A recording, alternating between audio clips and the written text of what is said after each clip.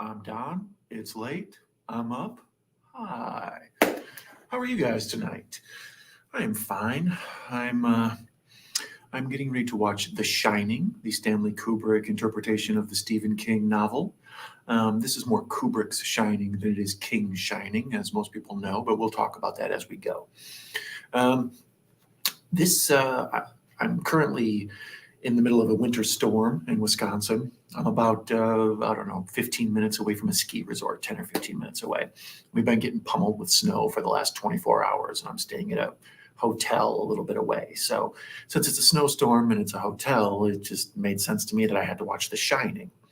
Unfortunately, The Shining isn't playing anywhere. It was like perpetually on Max forever. It and Doctor Sleep were like a double feature they would recommend every time.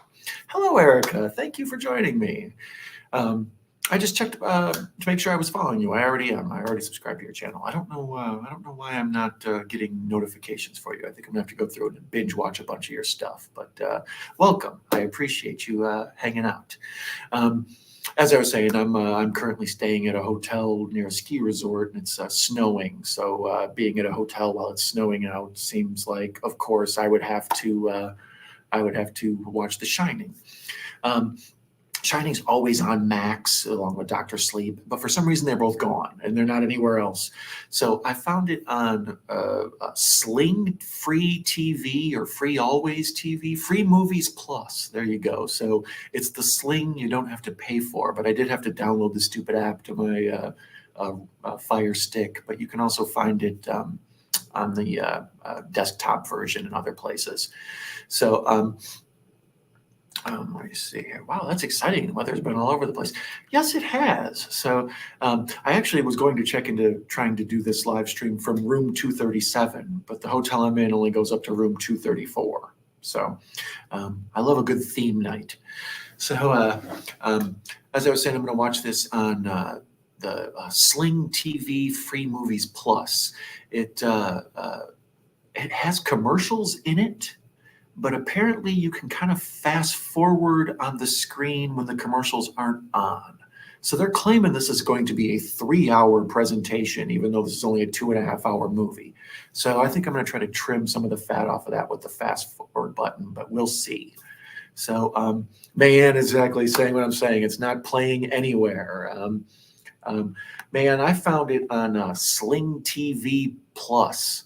It's free, but you have to download the app or find it on your desktop or whatever. And it's going to be free with commercials, but it looks like you can fast forward through those commercials.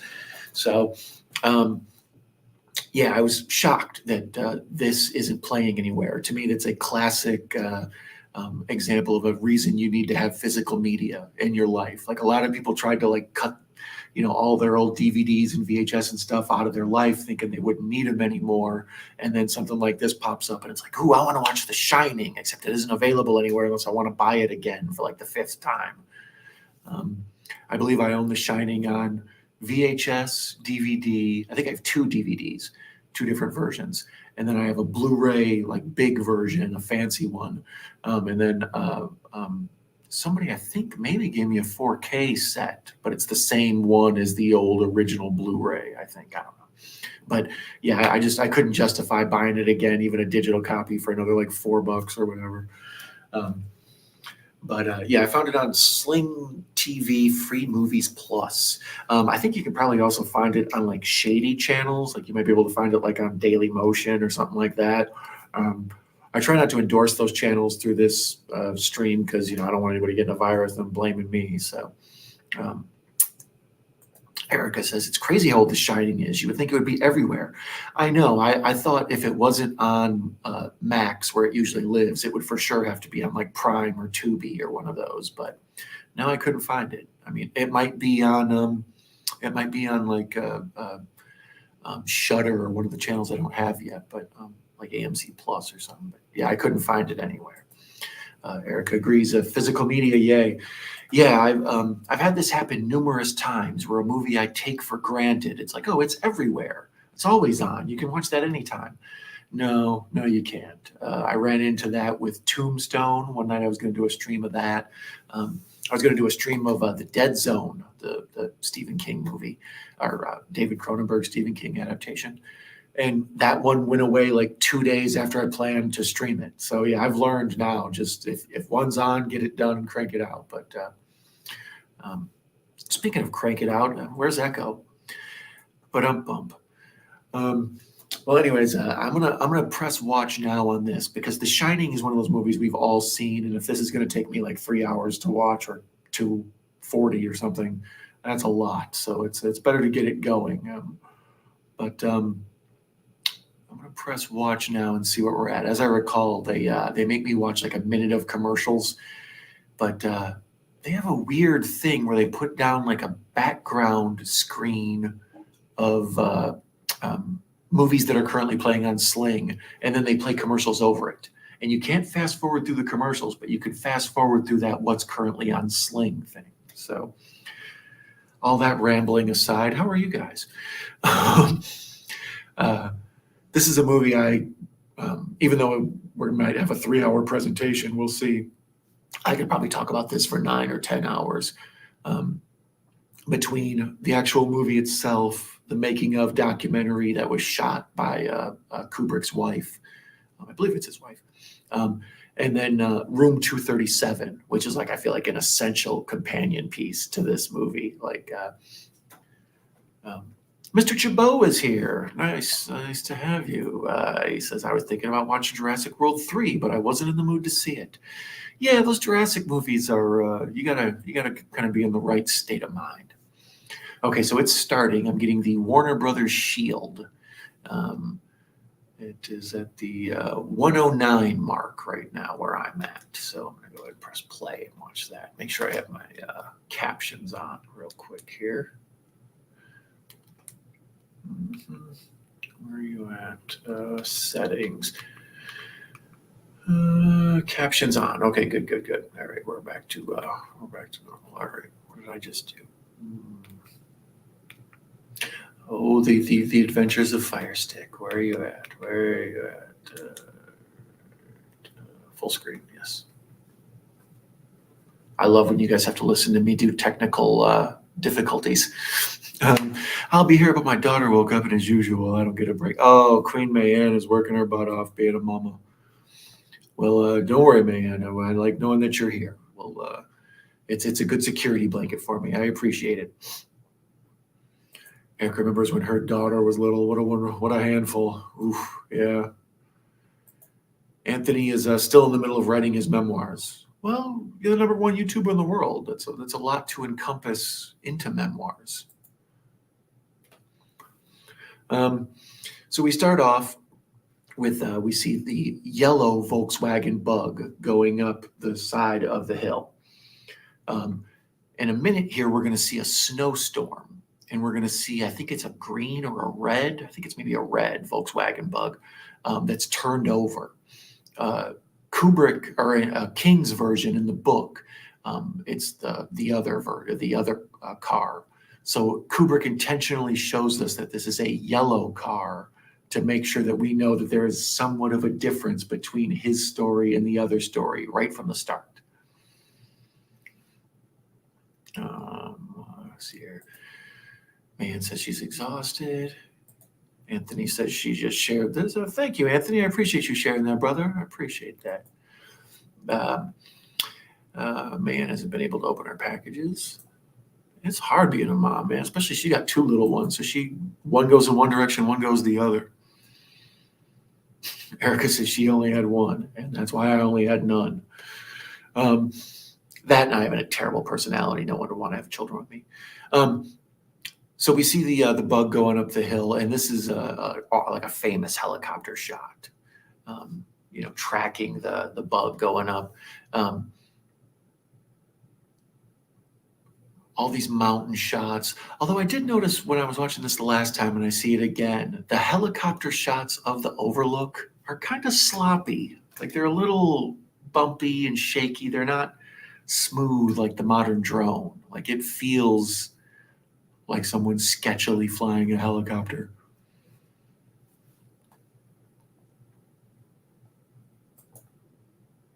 I think Mayanne speaks for all of us when she says, ugh.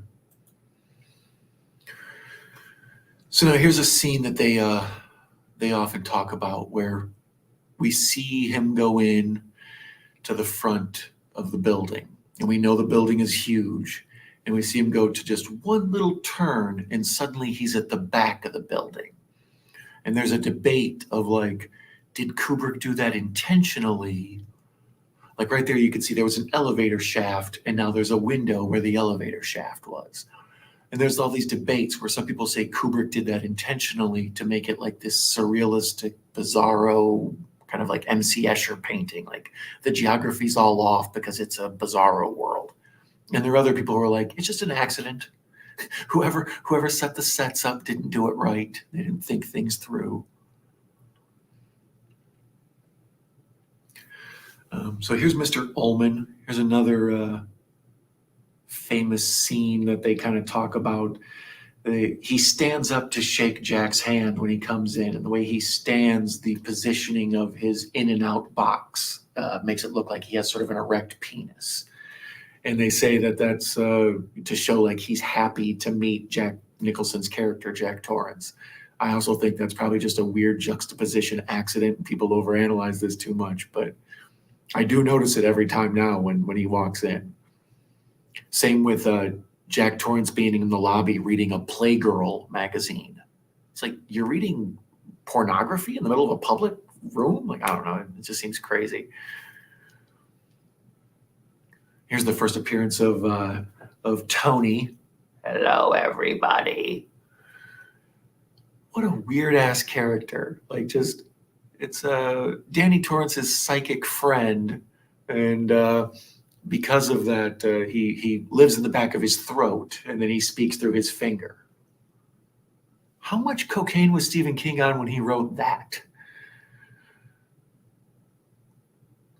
Mr. Bones is here. Boblins. Thank you for joining me, Mr. Bones. Cheers, my friend. So here they're explaining that Jack Torrance used to be a school teacher.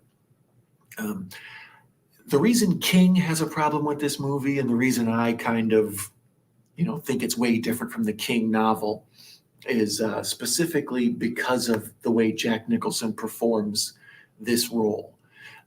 In King's story, Jack Torrance is kind of a meek, mild-mannered guy. Like, he's basically a recovering alcoholic. He's kind of got his stuff together a little bit.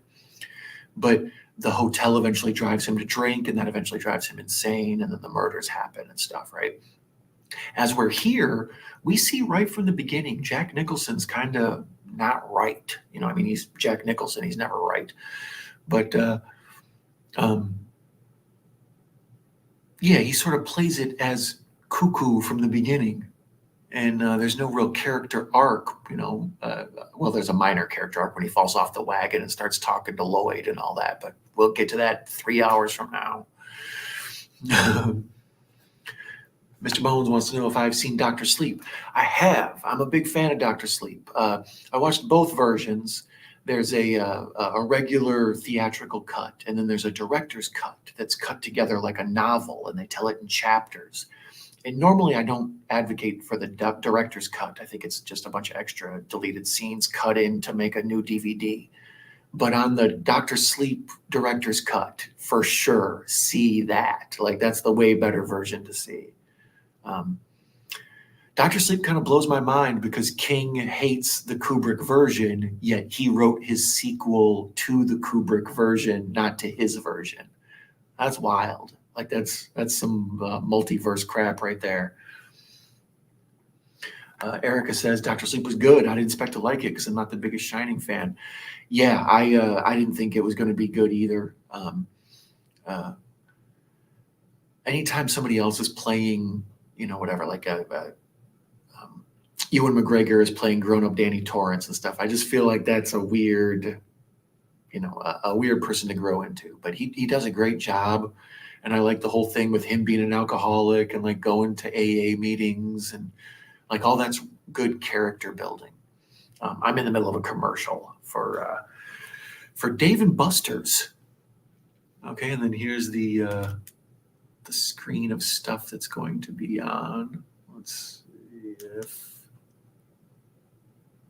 it'll let me fast forward. Yep, I did. I cut a minute of fat off right there. Let me go there. Let's see if I can cut another 30 seconds of fat off. Yes, and it's back. Okay, so that'll work.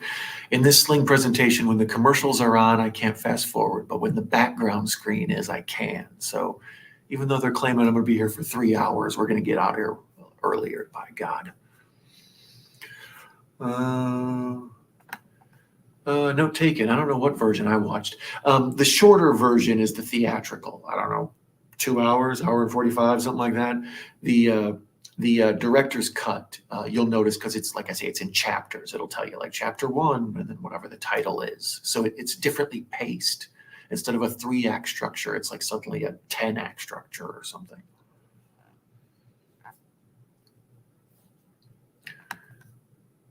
So yeah, here they're explaining how the isolation and solitude has driven people mad before. And the old caretaker murdered his family and then put a shotgun in his mouth, which is like a conversation most people don't have the first 5 minutes they've known each other.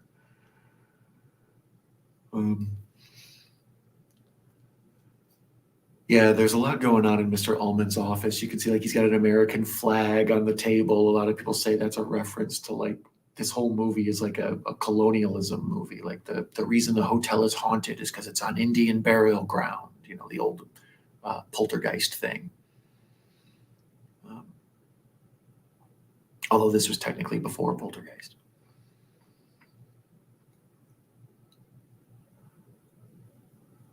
Charles Grady, the winter caretaker, he came up with his wife and 2 little girls of about 8. One thing that's interesting is the hotel is closed during the winter because they get so much snow that they can't drive up the side of the mountain. So even though it's a ski resort, they're closed at winter, which is a weird story to tell.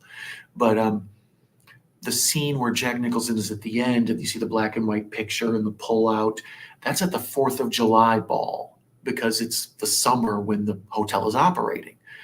But people often in their mind think of it as the New Year's Eve ball, and they re-Photoshop the picture at the end. So this New Year's, I noticed a bunch of people with shining pictures that say New Year's Eve on it. And it's like, no, it's the 4th of July ball. So don't be fooled by these counterfeit Jack Nicholson black and white pictures, I tell you.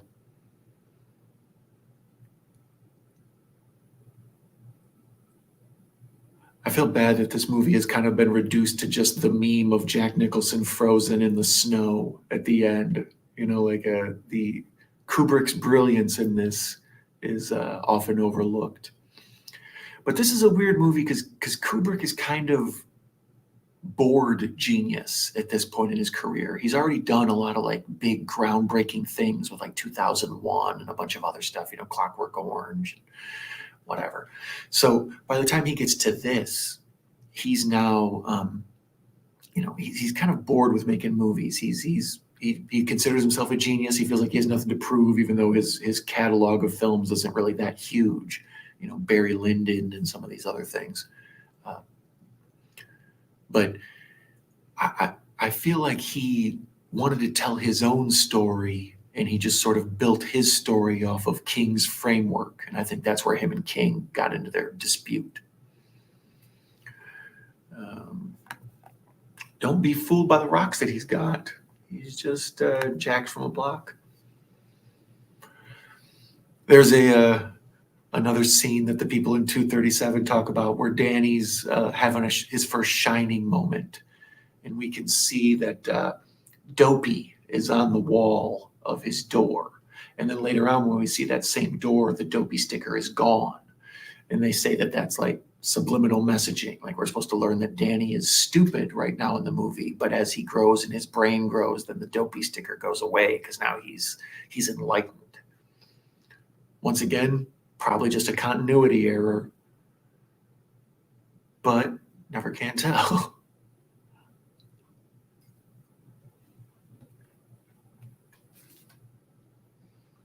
Also, Danny's he got these NASA shirts because a lot of people think that Kubrick had something to do with faking the original moon landing. They think he was the director behind the footage we saw of the original Apollo landing. A lot of people are insane too. But that's one of the reasons I say you can just talk about this movie forever, because even if you don't like it and you just sort of know it, there's so much attached to it, with like all the different gossip of like the way Kubrick treated his actors, and just the fight between Kubrick and King, a lot of the interpretations or misinterpretations of what's going on screen. Yeah, so here Danny has had an episode, a shining episode or whatever, and a doctor has come to visit him. And now supposedly when we cut back to the door, we will notice that there's no more dopey sticker, because now he's enlightened. Freaking ridiculous. Supposedly, Kubrick shielded the story from the kid who played Danny. He didn't let him know they were in a horror movie. So that's why Danny kind of plays sort of clueless. Like supposedly the little kid thought he was in an adventure type movie, a fantasy type movie. Mr. Bone says he treated Wendy like poo-poo. He indeed did. I often, when I see that footage of the way he treats Shelly Duvall, I try to figure out, is it like the coaching thing? Like, I come from a sports background, so I'm used to some asshole just like yelling at you and saying the meanest stuff in the world to try to motivate you, Like, is that what he was doing? Was he just mentally abusing her to get the performance he wants? Or is he just like a genius dick who, talks down to people because he thinks he's better than them? I could see both being a thing. I think that's where Kubrick rubs me the wrong way, is he's clearly a genius and he knows he's a genius. And he's often very condescending to the people around him in the interviews he gave and stuff. Like even in the interviews with his wife, you'll see him, he just talks to her like a total asshole.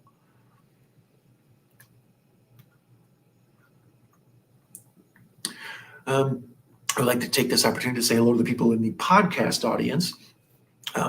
This is, according to the analytics, about half of you are people who watch via podcast. So it's always nice to make sure I give you guys a shout out who are just using your ears.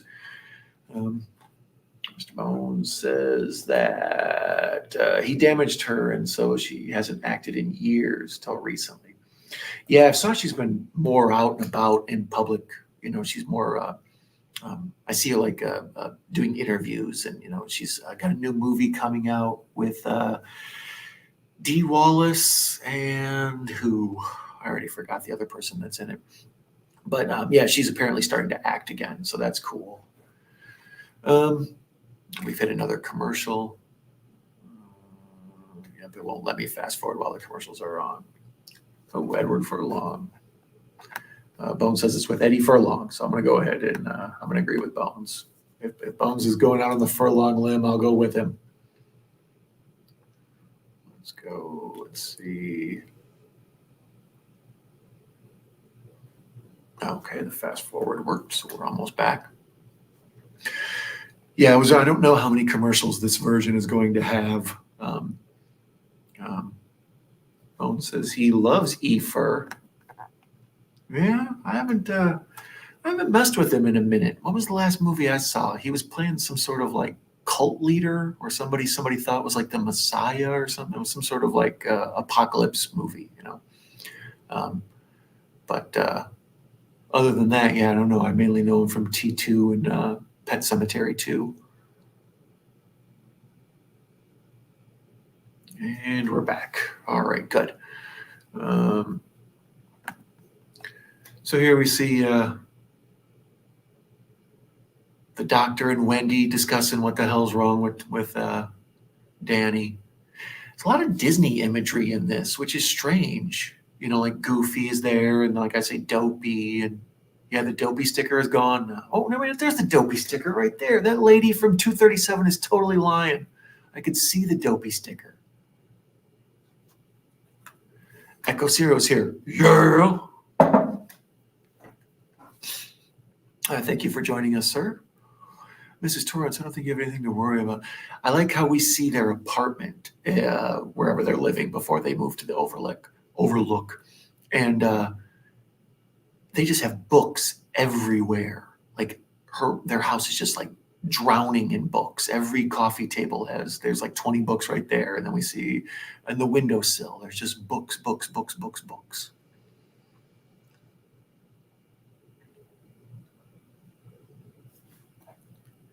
Bone says hashtag overlick. From what I've told, you never can, but Bones also says Pet Cemetery too, and Detroit Rock City. Yeah, I forgot about Detroit Rock City. He's good in that too. That's when he's like 20s furlong. And Echo gives us a good yeah. Stephen King didn't like Kubrick's portrayal. Jesus, let me try that again. King hated that Kubrick's portrayal of Wendy was done by Shelley Duvall. In the book, The Shining, she's more of like a blonde businesswoman. She's like a cosmopolitan type. She's a feminist, right? She's not this meek and kind of beat down housewife. Like Shelley Duvall plays this is very timid and very like scared. And that was not King's vision for Wendy at all. Like he wanted Wendy to maybe be Terry Garr, I think was like his choice. So as you can see, Terry Garr and Shelley Duvall are like worlds apart in who they are. So this is just a completely different movie than what King had envisioned. You know, King thought Jack would go crazy, and in this version, Jack is crazy from the start. As where like Wendy is, very timid and meek and kind of like she feels like an abused housewife, you know. And even here, I don't like this stuff up front where she's explaining how Jack once grabbed his arm and almost pulled it out of the socket, and it was like a big deal. I feel like she kind of should have left Jack then for the safety of Danny. You know, like it makes me dislike her as a mother. I realize there's a lot more to it than that, but yeah, I don't know. It's a bummer. Oh, and Bones is pointing out American History X and Brain Scan. Those are all Edward Furlong classics. Yeah, especially American History X and Brain Scan, the video game movie.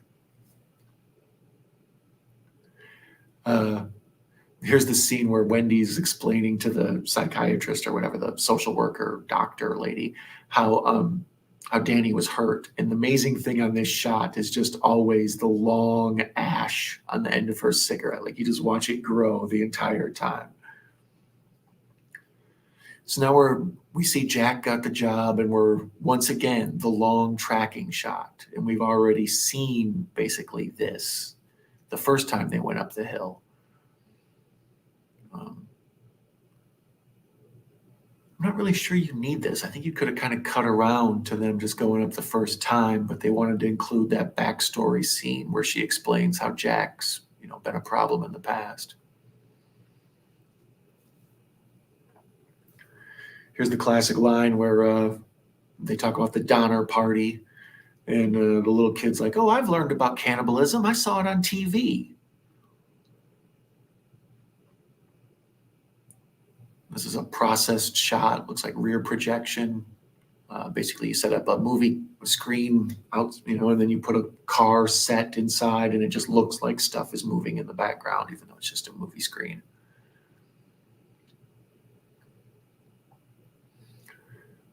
He's explaining to them the Donner Party. We were talking about the Donner Party and the various people in the world who've been trapped and had to commit cannibalism last night on Frozen, the stream for the people trapped on the ski lift, not the Disney Pixar movie. As I was saying earlier, I'm currently staying at a hotel during a snowstorm. So, even though it's near a ski resort, right now it's very dead.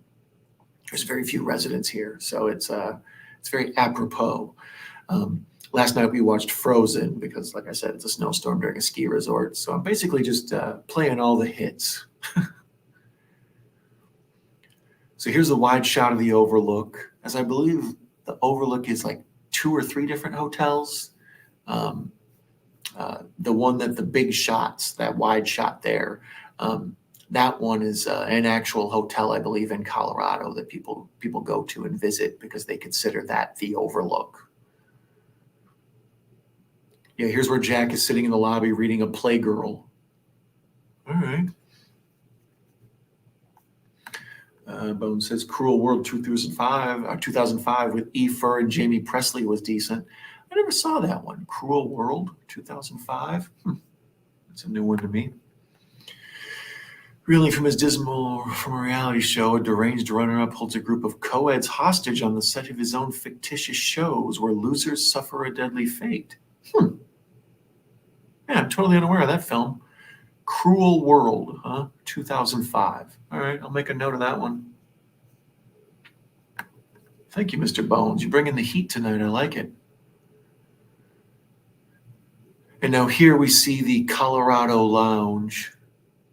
And it is just a huge, like a ballroom that they've converted into a living room.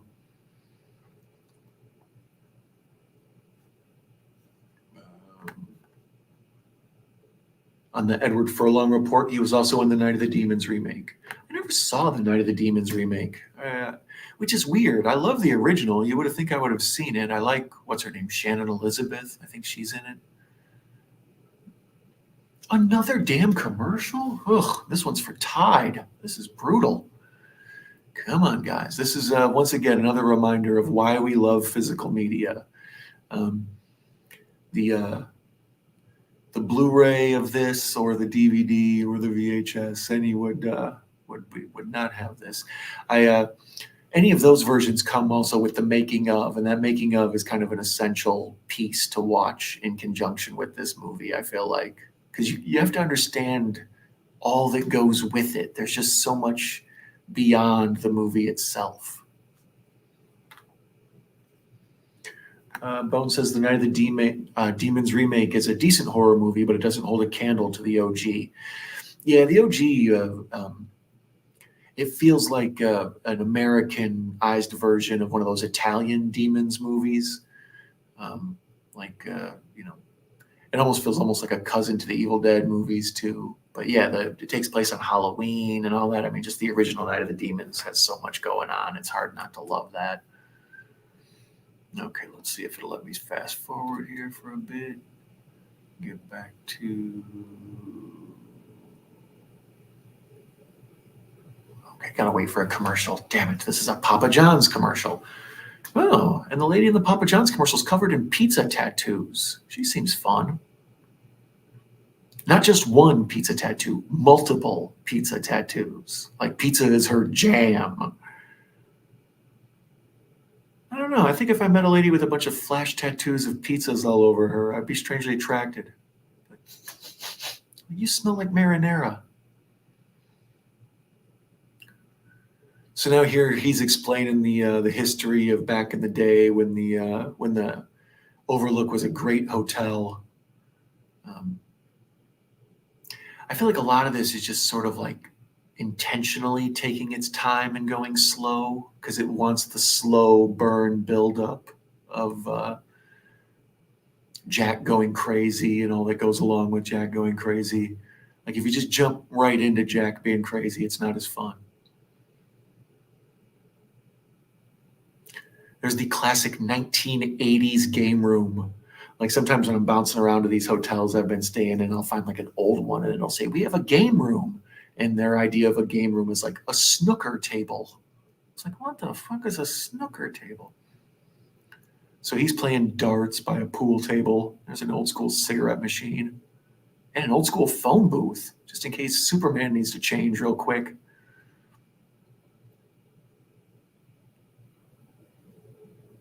So here's the first time Danny sees the sisters. I think they're not, most people think they're twins and they look like twins, but apparently they're both just, well, in real life and in the story, I believe they're both just sisters, not twins. So now they show that they have a separate living quarters for people who stay in the residence that have like a little apartment in there. I've always kind of been fascinated by that. Like The hotel I'm currently at has a couple of people who live here, who work here. There's a bunch of people who live here, like this is their residence. It's got extended stay. But there are people who work here who live here as well. So I often think of this, like, it just must be weird. Like, what's that code? There used to be a show on Nickelodeon about some kids who were like living their life on a sailboat or a cruise liner. Like they lived on the boat. That's how this reminds me of, like, how strange it is to live your life in a resort constantly. Like, it must just kind of like mess with your perception of the world to a certain extent. So here's the hedge maze. I did a hedge maze once when I was in Hawaii, the Dole plantation, the pineapple people. They have like a giant hedge maze in there. At one point, it was the Guinness Book World Records biggest one. Where I live in Wisconsin, they have corn mazes here frequently, like towards Halloween. You know, the end of the year, they harvest the corn, but for a few months, they might dig a maze out. It's kind of weird. Most people cheat. Like, you can go through the hedges, you can go through both through the corn or through the hedgerows and, find your way out if you run into a dead end. I don't know if I've ever seen one that you couldn't cheat at. So now they're in the gold ballroom. I love gold. This makes me laugh. Mr. Ullman has like a creepy henchman dude that hangs out with him. He really doesn't provide much except for like little bits and pieces of exposition here and there. But like here, he explains that the people here don't need to drink because of the insurance liabilities. They lock up all the liquor during the winter. And now here's Scatman Carruthers with his first appearance. God bless him. Hong Kong Phooey himself. This character kind of steals the show of this movie, but in the ultimate big picture of life, he's totally useless other than just being super cool. And we'll talk about that when he comes into play later. Let's see here. Never been in a maze in real life that I didn't cheat in. Exactly. That's what I mean. If you ever get an opportunity to be in one of those giant, human in a maze deals, as long as it's a hedge or a corn or whatever, you can just kind of poke your head through the dead ends and figure out where to go. Real low honor in the solving the giant mazes game. It's not a sport for gentlemen, I say. So here's where Scatman Carruthers is showing, Dick Halloran is showing Wendy and Danny around. I remember that you can eat all sorts of ice cream. And there's where they have the little moment on the side where he talks to him like, Doc. Echo says Scatman was also the original voice for Jazz in the OG Transformers cartoon. I do remember that. He was for sure in the movie, right? The Transformers movie cartoon. Was he in that one, or was it the old Hasbro TV show? Can't remember who the hell produced that.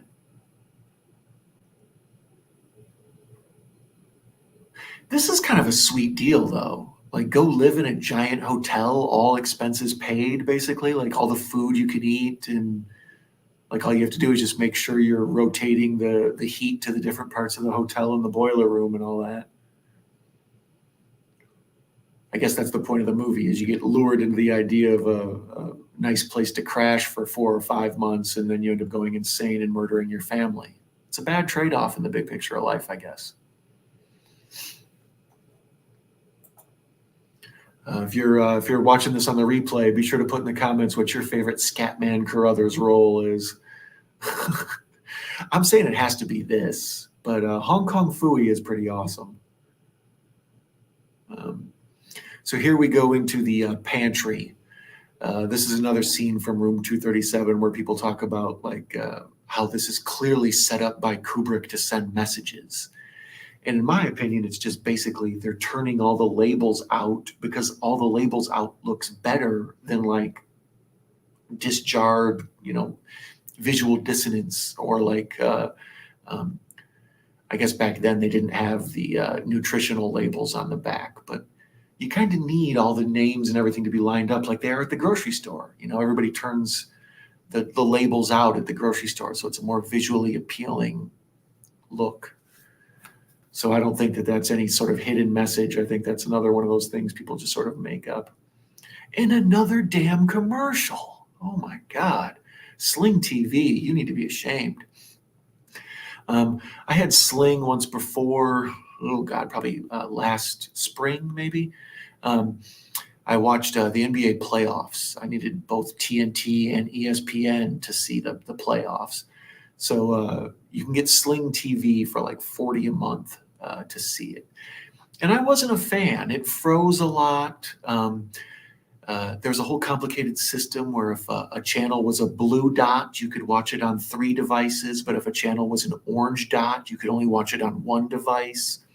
So like TNT could be watched on multiple devices, but ESPN could only be watched at 1 at a time. So yeah, in general, I kind of gave Sling an but I ended up canceling it as soon as the playoffs were over, or at least the teams I cared about were over. So there's 30 seconds left in this commercial. Fast forward real quick. We're 1 second. Okay, so I am at the 39-minute mark of this movie. I don't know. I think that actually includes commercials in this presentation. So we're at Jack and Mr. Ullman are meeting up with Dick and Wendy and Danny all in the area outside by the cooler, where the movie will come to the culmination where Jack gets locked in there later. Yeah, Mr. Ullman's creepy henchman with the turtleneck, who's just sort of like a strange side guy. What are you doing here, buddy? Like, he serves like virtually no purpose. He's only there to just be an extra person.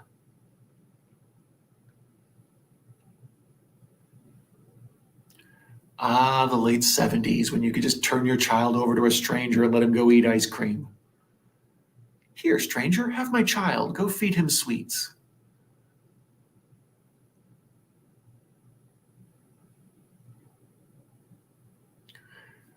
Like I was saying, the Room 237 conspiracy people who are really into this movie love to track the geography of the Overlook.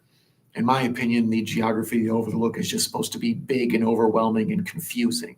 Like you feel like you could get lost in there, and that's all they're trying to convey. The same way you could get lost in the maze later on. Man, Danny's bangs are just brutal. Every time they cut to him, he's just got the like just bowl cut bangs.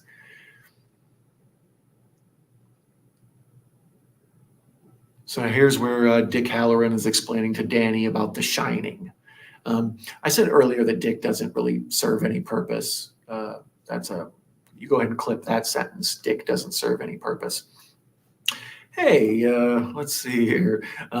Dick Halloran doesn't really serve that much of a purpose, in my opinion, in this movie, because he's basically just a red herring. We know that Danny can reach him, and then later on when he contacts Dick and we see Dick go through like the big long journey to get to the hotel just to get killed, it's kind of a darkly comic joke. But really his main purpose in this movie is just this scene right here, for him to explain what The Shining is to Danny, but really he's explaining it to us, the audience, so we understand what the hell it is. Caveman Movies and More is here. Thank you, Guy. I appreciate you coming, buddy. It's nice to have you here. Echo says Scatman was also the original voice for Jazz in their cartoon. He did Jazz for the 86 Transformers movie, which was released in 86, and then he died in November 86. Okay. Yeah, I remember him being in that movie. I have a handful of Transformers collectibles. You have to say collectible, otherwise you can't say toys. I have a handful of Transformers collectibles, and one of the ones I have is the Judd Nelson car from the Transformers movie. That movie was good, man. I remember going to the theater and seeing that, and that shook me up. Bones says, red rum, red rum. Ooh, you even did the finger. Good job, Bones. Bones hit us with the red rum, and then he even did the backwards 3 for the E. So he put a lot of work into that. If you're not watching this live, the video stream you're missing. So podcast people, I'm sorry. Man is welcome to Echo and Caveman Guy. Yeah, that's the man. Oh, hey, Bones. Man's here listening. We know, man. You have little ones to care to, and have you tried letting them listen to my voice? It's worked on a lot of girlfriends to put them to sleep. So maybe try that. Let's see here. While these two are just shooting the crap, let's look at the Shining Wikipedia and see what we see. It was released in May 23rd, 1980, and in the United Kingdom on October 2nd. So from May to October, it took to get overseas. That's pretty crazy. There were several versions for theatrical releases. Each cut was shorter than the preceding cut, about 27 minutes in total.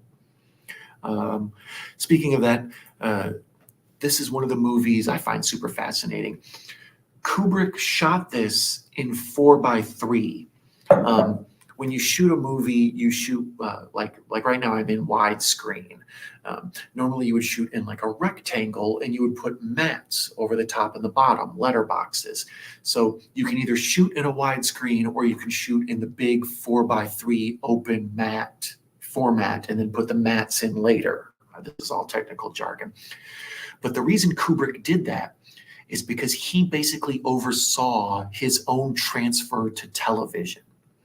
So like the version I'm watching is the theatrical version. It's 16:9, like what we're seeing by now. But in the TV version, it's all cut off, right? Like it's a square.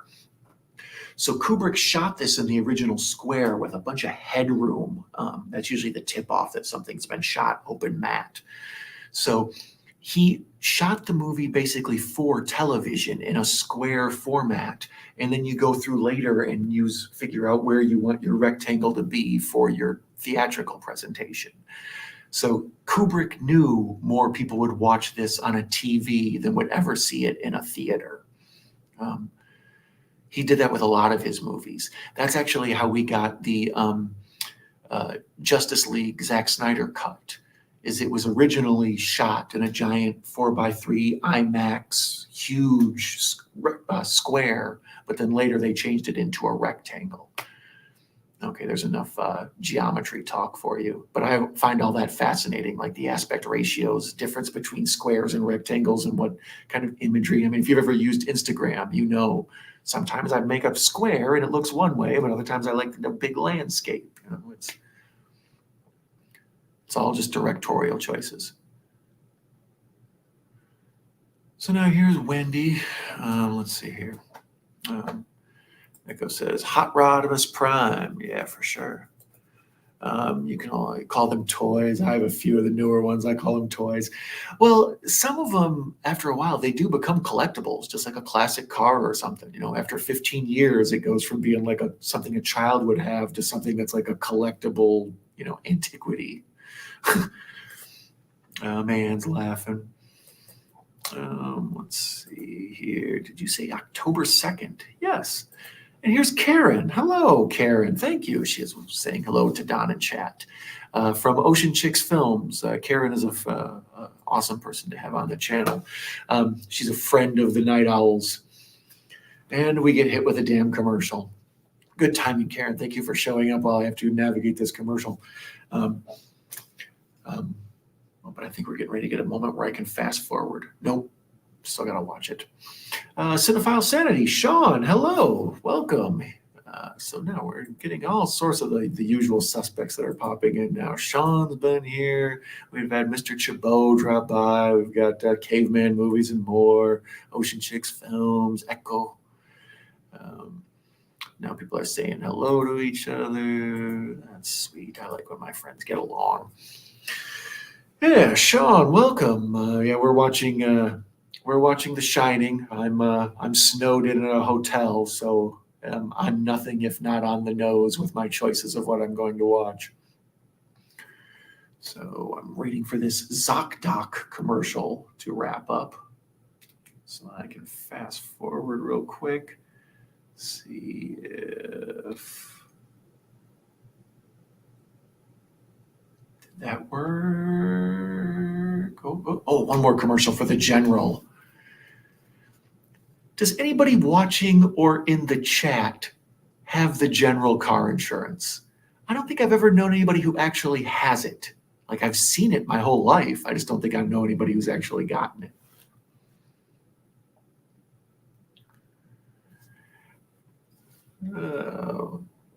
Exactly, Karen. Damn commercials. So now here's the classic scene of Danny riding the big wheel through the halls of the Overlook. As I was saying earlier, I think that like Kubrick's intention for all this is just to show us how big this hotel is, in particularly to a child. You know, like everything's bigger when you're a kid. So if this place is huge to Wendy and Jack, imagine how big it is to Danny, right? It's twice as big to Danny. And I love all this right here with Jack. Sleeping in all day. You know, he's supposed to be writing his book. So he's, and this has happened to me before. I section out little periods of time when I don't have anything to do. And I'm like, okay, this is when I'm going to write. And I always go into what other people would call depression, but it's more just like writer's state of mind. Like you have a tendency to stay up real late. You have a tendency to sleep in. I mean, that's my natural schedule. So it's not that weird for me, but like for him, it's supposed to be one of the first tip-offs that he's starting to lose it. He's getting the cabin fever. Echo is pointing out that both Karen and Mayanne are cold-blooded killers. I know Mayanne already had me killed by Jason Voorhees once. And Karen points out Echo is a troublemaker, and he is.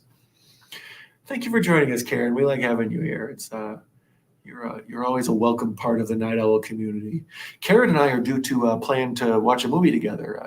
We had been contacting one another right around Christmas time about doing something in the new year. So be sure to check out Ocean Chicks Films if you're a fan of mine, or if you're a fan of hers, be sure to check out my channel at some point and see our collab on something. Oh, Echo said the magic words. He said he is an angel compared to Mayanne and Karen, which means I get to do my trick. For those of you on the podcast audience, I just punched myself in the face. Echo Lucifer the angel. I'm anxious to. Karen says she can't wait. Yes, I can't either. We'll have to pick out a movie for each other, something that we can both stream and see. I'll pick one out for you, and you pick one out for me. Echo laughed at me. Actually, for the podcast audience, what I had done is I have a ring light, and the ring was making a golden halo around my head in the reflection. I'd noticed it earlier that I could do like, I'm a perfect little angel.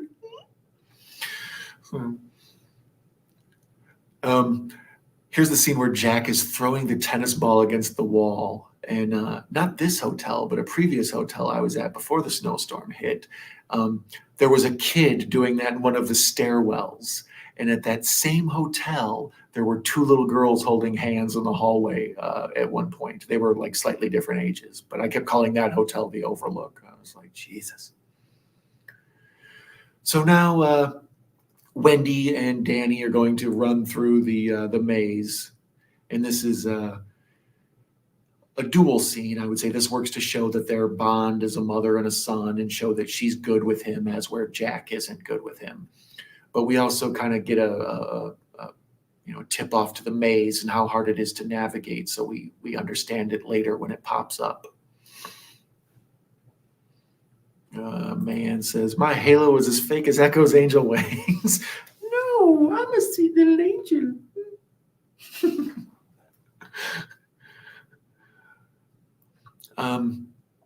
This I noticed, for as many times as I've seen The Shining, I've never paid attention to the chapter headings.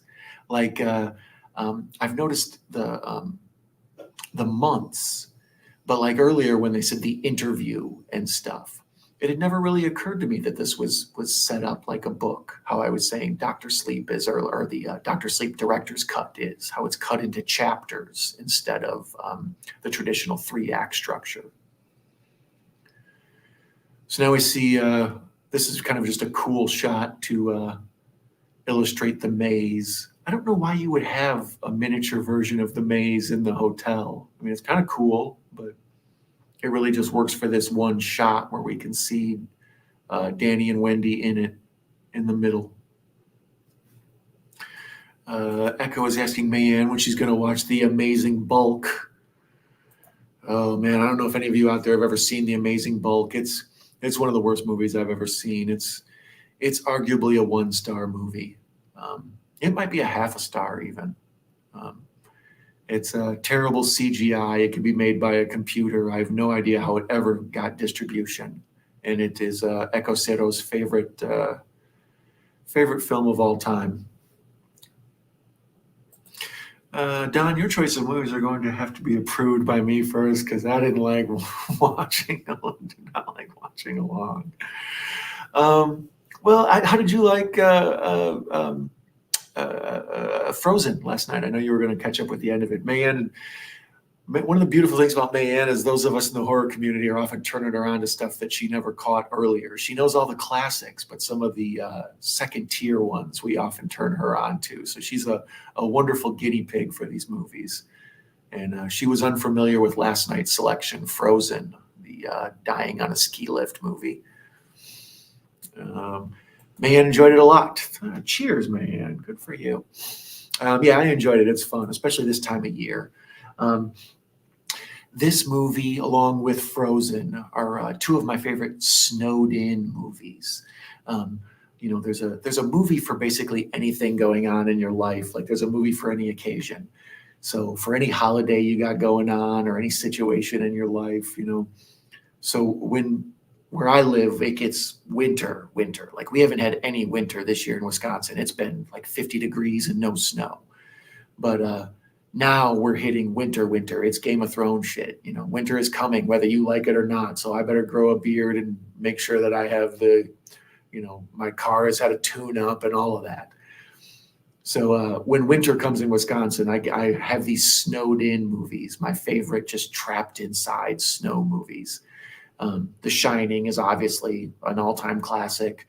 The Lodge we talked about last night. That's a fun snowed-in movie. I enjoy Hateful Eight. That's a good snowed-in. The Thing, the John Carpenter version, and then the original Howard Hawks Thing from Another World, Planet, whatever. I always get them confused. It's good. Any movie where the characters are just bombarded by snow, so they're forced inside to wait it out. There's just a vibe to being trapped by the elements. Agatha Christie used it in a bunch of her stuff. Echo called Mayanne a sponge. She is. She soaks up all our horror knowledge. She's like an X-Men who can absorb everybody's powers. That's her. She's going around and soaking up all of our movie knowledge, so she will be the ultimate uber horror nerd. Sponge May SquarePants. Nice. Echo be nice. The world does not compute to him, Karen. Exactly. That's Echo, all right. Okay, so we're at another commercial, but I can fast forward. For those of you interested, Spring Breakers, National Security, and Point Break are all on Sling TV, Free Movies Plus, as well as Identity Thief, and Barbershop, and Dope, and Beverly Hills Cop. It's very important for them to inform me of their catalog. Speaking of The Thing, the John Carpenter Thing, it's also on here as well. So there's plenty of incentive to download the Sling Free Movies thing, but I don't know. It's like the Roku channel. I don't trust these businesses that also have a side channel. I feel like they're going to trick me into buying something eventually. So now we're back in the commercials, and Danny's on his big wheel in the classic carpeting. That carpeting is just perfect, isn't it? Like every hotel you stay in has that same like movie theater carpeting.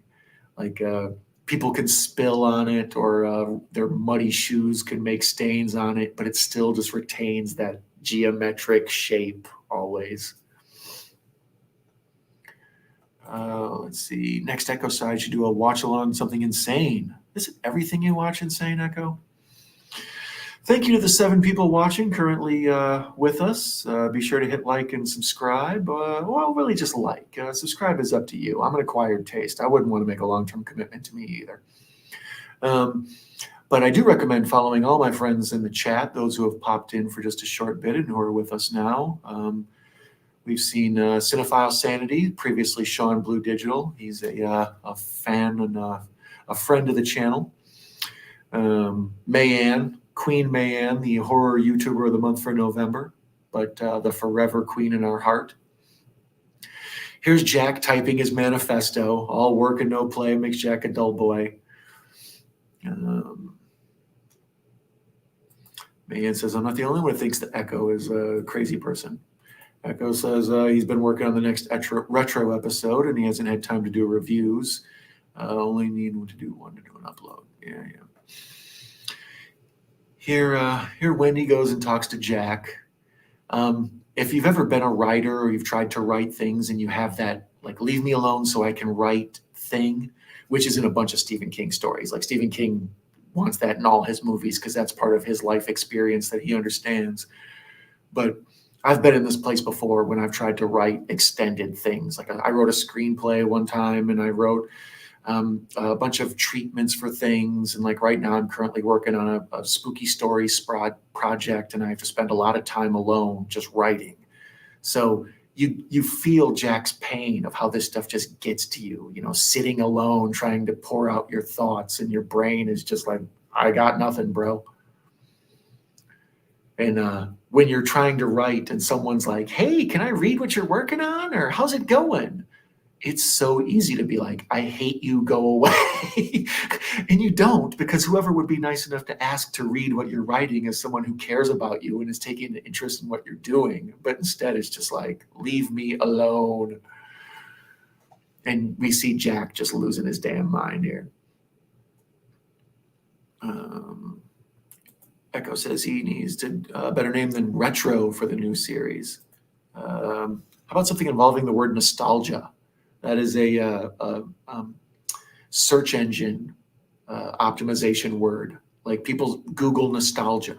So if you can figure out some sort of nostalgia word in their nostalgia side, Echo nostalgia, nostalgico. So here Jack is just chewing Wendy out like, look, you silly bro, get away from me. And she's just crestfallen.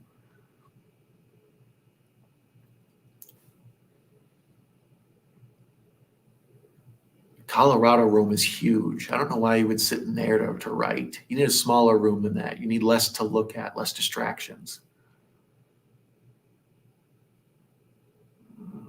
Echo says the whole idea of the new show is to look at old TV shows and miniseries. Ooh.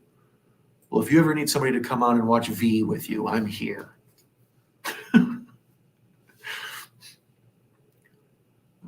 So now we're getting our first snowstorm. And it's how it looks outside for me. It's just like a straight blizzard. The wind is blowing the snow all around and the visibility is real low. The amount of snow they get at the Overlook is just insane. At one point, I think the guy up front, I already forgot his name, he says that there's 20 feet of snow sometimes on the roads. That's a lot. Echo, I'd be interested in that. I'd like all those old shows and stuff. Obviously, that's what I'm doing here, bro. She has so many unboxings to do and her kids won't let her. Mayanne is just being held back by children. Aren't we all? The next generation is slowly smothering each one of us. So the fireplace in the Colorado Lounge is like a bonfire. That thing is huge. There's Wendy working the old circuit board, the telephone circuit board. And I believe, what does she call it? The local police station, I think.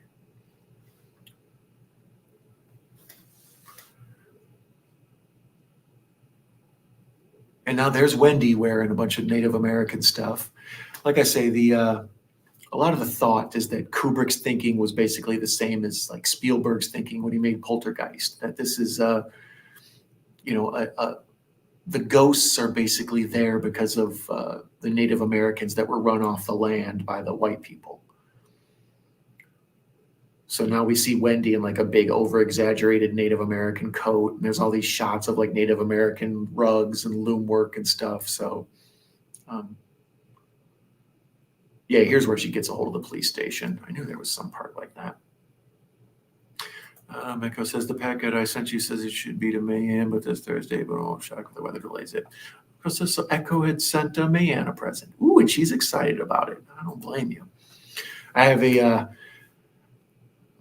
since I'm mobile right now, my address is my cousin's house. So he informed me the other day I have some stuff there to come by and pick up and open. I know there's a package from our friend, the Ice Lord, Wes.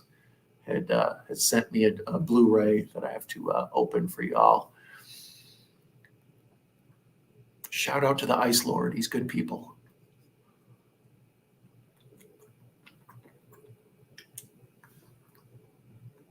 Mayan says she has so many movies to show between you, Hobbs, Erica, and Sean. Yeah. And another damn commercial. Man, Sling does not mess around. It's weird in the description for The Shining for this Sling presentation. It says January 2nd, like 9:57 to 12 whatever. So I guess Sling must have like DVR'd their own presentation of this movie, and that's what I'm watching is like basically the saved DVR version. Internet streaming has become a damn mess. Trying to just keep track of what's where. I can't stress enough, physical media. Don't let these monsters be in control of when you're allowed to see Trick or Treat or The Fog or any of the other movies. The Dead Zone. I've had so many movies that streaming services have interfered with me watching on when I want.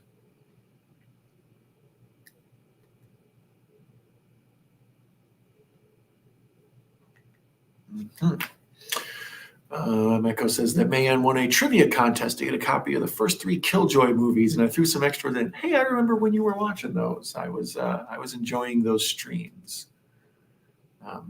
For those of you who aren't following Echo, he did a retrospective of the Killjoy films, or at least some of the early ones. You didn't do them all, did you, Echo? There's a bunch of them. They're like on Killjoy 8 or whatever. Echo's always doing the good low budget, the midnight movies and the asylum films and some of those.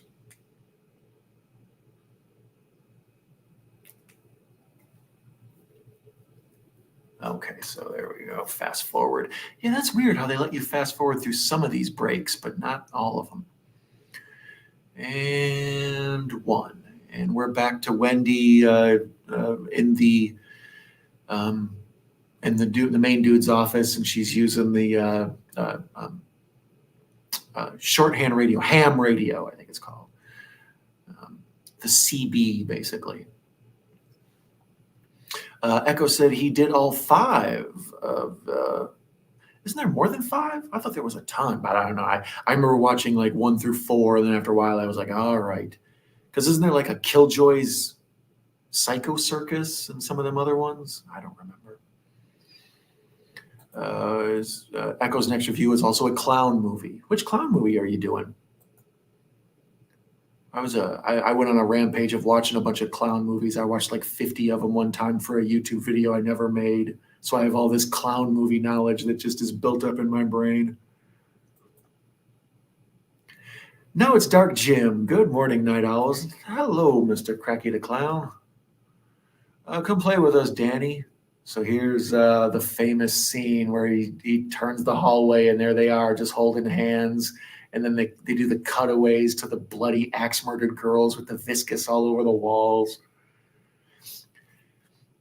I wonder, this is one of the earliest horror movies I ever saw because it had a big run on TV in the early 80s. And I was born in the late 70s, so my brain, doesn't really start working or absorbing stuff until the early 80s. So this is like one of maybe 6 or 7 years old when I saw this,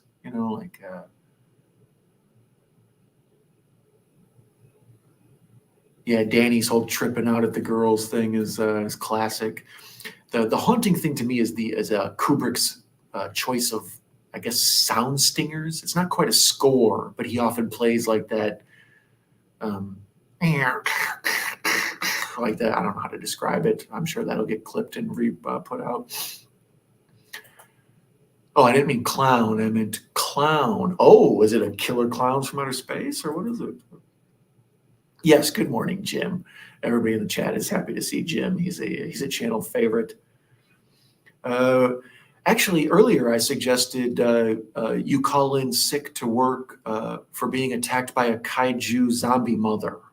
So, actually, a kaiju zombie mother titty, I believe, is actually what you were supposed to call into work. So, and now our friend Video Tasties is here. Hello, Gareth. I believe this marks our streak of never having a live stream where we don't mention Gareth from Video Tasties. I'm lucky that Gareth hasn't killed me. I referred to him as British or having a British accent, even though he's Welsh. I have a friend who said, "You're lucky your friend hasn't killed you." So just know, Gareth, I'm expecting you to murder me at some point. Let's see here. Echo Zero. Dr. Echo says, due to anal bleeding, Jim can't come to work today. Just get attacked by I'm telling you, just call in sick, say a kaiju zombie manifestation of my mother and her giant titties and cakes attacked my house. It sounds too fake to not be real.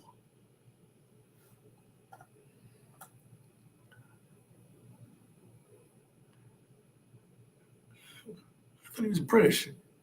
He's Walsh. He's not Walsh. You're going to get in trouble, just like I did.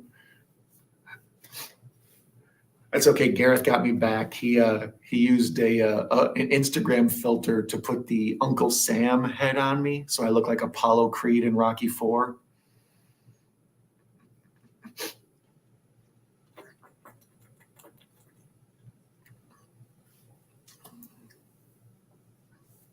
Walsh, like the Jews. Walsh, like the guy from America's America. What's that movie? God damn it. Not Unsolved Mysteries. America's Most Wanted. Isn't that the John Walsh guy? This part creeps me the fuck out. Here's where Jack is sitting alone in the bedroom, and Danny comes in. And first of all, there's like these glass partition doors, which, as you can see, I've got going on too. So that alone makes it creepy. But if any of you have ever had, this is kind of an uncomfortable topic, I don't mean to trigger anybody, but if any of you ever had like alcoholics in your life, especially when you were little, they behave in a way around children that's just very creepy. Like they're not, gross, but they're very just like huggy, and they got the liquor breath, and just like they have like the somber face, and they come give me a hug, and you're like, ew, as a little kid, like I don't want to hug your gross drunk ass. Like, so yeah, if you've ever been a kid around alcoholics, like this scene rings real uncomfortably true. Like, Jack isn't even off on the wagon, off the wagon, whatever. He's not hitting the sauce yet. But the ghosts are basically intoxicating him. You can see he's not right in the eyes anymore. He's not there. Echo says that I grew up around drunk sailors and never recalled that. If you grew up around drunk sailors, you probably had a chastity belt on.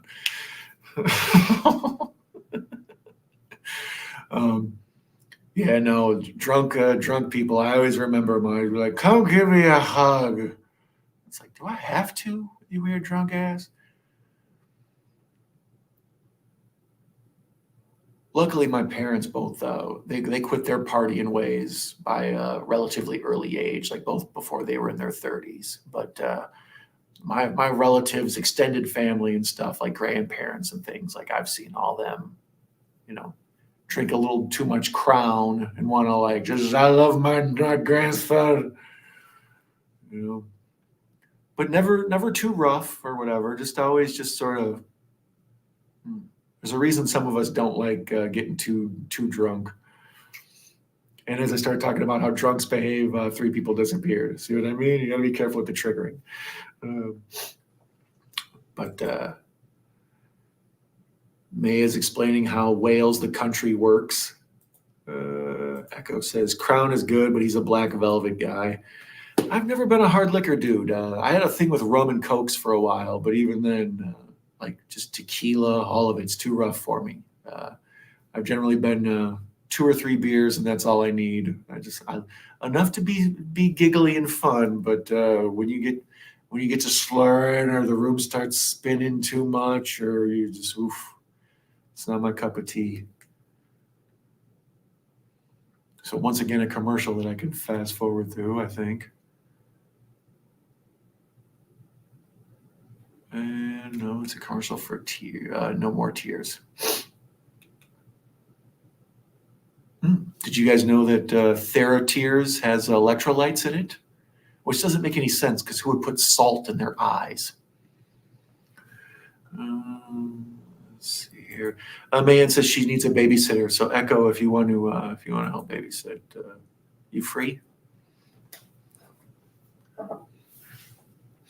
And there's a commercial for Temu.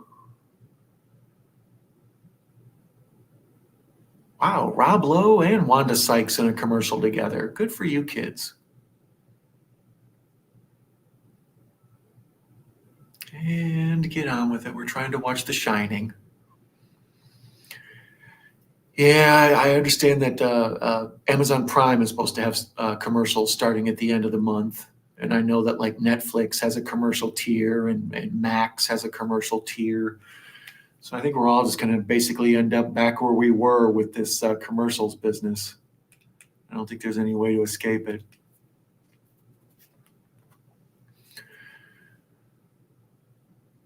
So now here Danny's asking Jack, you'd never hurt me or mommy, would you? And Jack's already like, yeah, like I say, he hasn't quite gone off the wagon yet, but he's already indicating signs of like, I don't know, intoxication.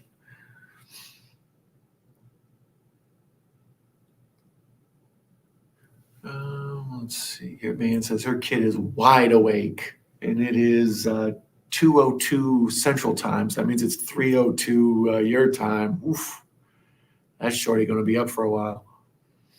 Man, never ever will I babysit again. I never told the horror story of when I used to babysit the son of a later who only had cancer. Not only did she not spot mommy, but she was drunk. Oh boy,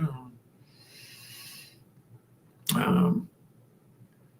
So yeah, the chapters in this are divided into days. That's what I always remembered as the breakdown of the days. A lot of horror movies copy that individual day breakdown, just like The Ring and stuff. You know, it's a good storytelling device because we know how far we are away from the crap hitting the fan. It's like, oh, it's only Wednesday. A bunch of stuff's going to go on. Another great shot with Danny on the geometric carpet. He's got his little Tonka trucks and his little Hot Wheels toys, and he's making them go around in the circle, and we see the tennis ball roll up.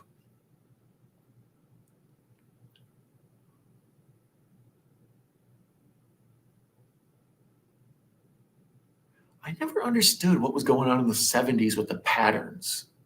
I mean, I just assume everybody was on drugs is all I can ever come up with. But everything is just so like over the top and mixed, matched patterns. And like from a design standpoint, none of it ever goes together. The colors don't even match. Like when you watch game shows from the 70s and stuff and people have them old loud ass like sport coats on. Or when you watch like Anchorman and you see those people in the old coats. So here's room 237. 237, pardon my slurring words off of my third beer. I'm like the drunk Jack Nicholson character. Give me a hug. We see room 237. In the book, I believe it's room 137, I think, maybe. I don't know. It's a different number in the book. They specifically changed it to 237 because this hotel didn't have one, and they didn't want that room to be the room that nobody wanted to stay in. There's also, like I said earlier, there's a documentary called Room 237, which is, I love a lot. It's actually about art interpretation and how there is no, at least that's what I get from it. Other people just think it's a bunch of nutcases explaining what they saw when they saw The Shining. I think you can learn a lot about The Shining from Room 237, but I think it's also important to understand that what one person sees isn't what everybody sees. And that's like a big deal to me with art interpretation. The whole point of art is that as a creator, you make it and it goes and lives on its own away from you, like a child or something. You can't always stand next to your child and explain its, to other people. The child has to live on its own and stand on its own. And that's how art is. Like once you release it to the world, how they interpret it and how they view it and what they think you're trying to say with your art isn't anything you can control anymore. But at the same time, the message they derive from it is valid because that's what they get from it. So a lot of times art will be misinterpreted and it frustrates the artist. And that's often what happened with Kubrick. He makes such dense works of art with so much going on that's open to interpretation that you can't really argue with what people get out of it. We each have our own experience with what we're seeing. At least that's what I derive from the movie 237. I took several art appreciation and humanities classes in high school and college, and that's always the central theme, that art is created by the artist and then it lives for the viewer, the interpreter, the critic, whatever. Let's see where I'm at in the chat. Echo says, I got a lot of, I'll be gone for a couple hours, and I think she's coming off. She don't smell like she took a bath and beer. Yeah. That's drunks. She would show up wasted and laugh and would hug me, and even her son ended up like her. Yeah, that's the problem with drinking. It's in moderation. It can be a fun, cute little thing to do to break stuff up, every now and then, but then it's just so addictive and literally intoxicating that it just lures people in and they lose themselves. And that's what I think part of this movie's about is Jack's addiction to the liquor. King was I think he would call himself an alcoholic. I don't think that's being rude to call him one. He's an alcoholic and a cocaine abuser and a variety of other drugs abuser. But that's also how we got a lot of his art. As he would just get so zooted, he would do almost gonzo journalism. Yeah, that is terrible, Echo. I'm only going to get drunk a bit with Don. I won't take a beer bath, we promise. Yeah, no babysitting for me. All jokes aside, that's really horrible. Poor kid, yeah. And if I've been babysitting with a kid from me. Yeah, that's true. This part always bothers me. Here's where Jack and Wendy are sort of arguing, and we see Jack has already kind of lost it. And Danny comes wandering up, and we see signs of abuse. And she immediately blames him, because obviously who else would have done it? They're the only three there. But she was with him, so she knows he didn't do it. So that's where we get kind of the Jack Nicholson meme. Like right now he's kind of like he's just super confused. He doesn't understand like what's wrong with her. And that's what really pushes him over the edge to then finally go have some drinks. Here's Jack walking around the hotel screaming to himself. I think anybody who's ever been in a relationship has had these moments where you have like a fight with whoever you're with, and then you kind of like go away from them and you're just sort of mumbling to yourself like, I can't believe. You got to vent to yourself so you can come back and be normal for the rest of the fight.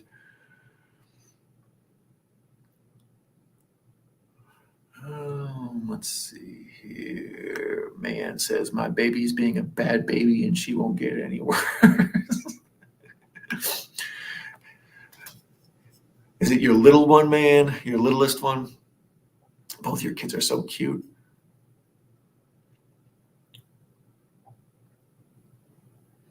I like how your little kids like Chucky and no Chucky. It's part of the Mayan family. You gotta understand Chucky.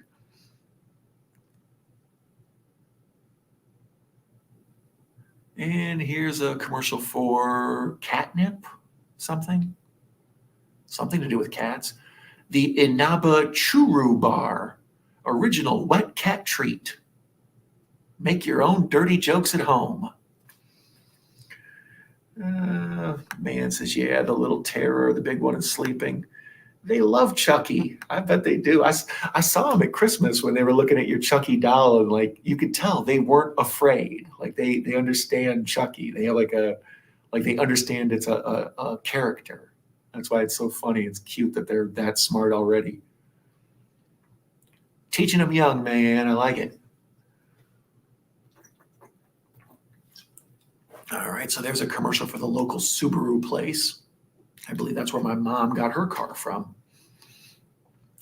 And there. Okay, so now here's Jack walking around the overlook, angrily yelling to himself. I think this is when he wanders into the gold room. Yeah, here we are, the gold room. Called it. Echo says that he has a couple dirty jokes, but can't tell them on YouTube because they would get him banned. Well, I was making a joke about the wet cat treat, but I'm sure your dirty jokes are good too. Man says, dang, Echo. And I think she speaks for all of us when she says that.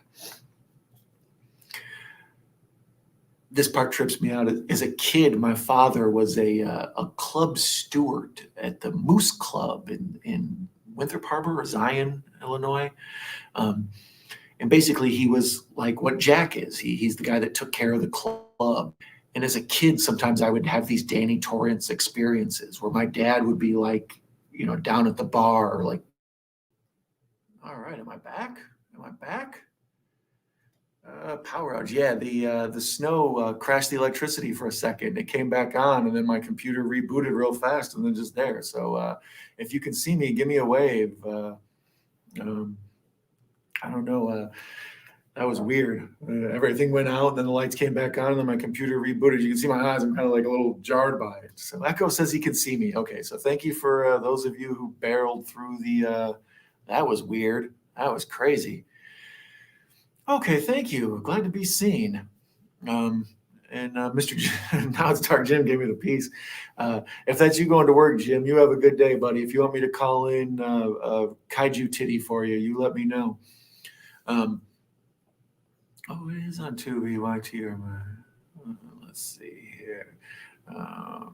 But yeah, that was crazy. So I'm glad that I'm back and running, and I didn't lose the stream. That's crazy. That was like Ghostbusters. I crossed the streams. So as I was saying before the power outage, that was weird. Before that, when I was a kid, my father used to run this bar, and he would go like get the bar set up for the night, or like get the kitchen set up, or like get the upstairs ballroom ready for bingo or whatever. And I would go play in these giant like ballrooms like Danny. I would like sit there and play with my G.I. Joe guys on the little marbled floors and stuff. So when I see this child in this giant, ballrooms or these hallways and stuff, it's hard not to have flashbacks to my own childhood.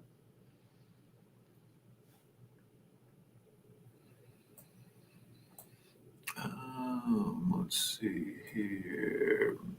So where are we with the chat? Let's see here. He says, Echo says, I froze. And then Man says, Don is not here, Mrs. Torrance. Awesome. Good job, May. Good job. And then Frozen Don, LOL.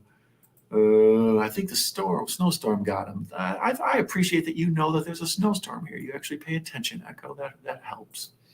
Power outage, maybe. Like the movie Frozen, maybe. Man, have you picked a movie for Echo side yet? Okay, good. So good. I believe we're all back up and running. And let me double check over here, make sure that everything is good.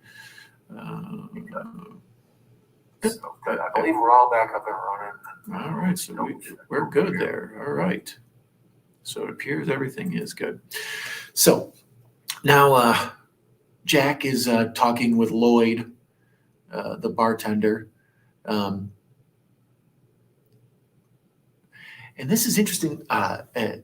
In the doctor's sleep, when this scene happens, Lloyd is played by Henry Thomas, who played Elliot in E.T. And he's also in Suicide Kings. So I don't know. Shout out to Henry Thomas. He's actually really good in a movie called The McMartin Trial with James Woods. Yeah, Henry Thomas got a weird thing. So now here, Wendy comes running to him, and she realizes she's coming to him with the story like, there's someone here with us. And it's like, yeah, you weren't on that before when you accused me of abusing the kid. So really, I'm on Jack's side this time. I do love how Jack gave her that. Are you out here fucking lying? So here Wendy's explaining how there's a witch in room 237 and she tried to strangle Danny. And Jack's full on Jack at this point. He looks like Joker. Like his eyebrows are doing the Joker thing. And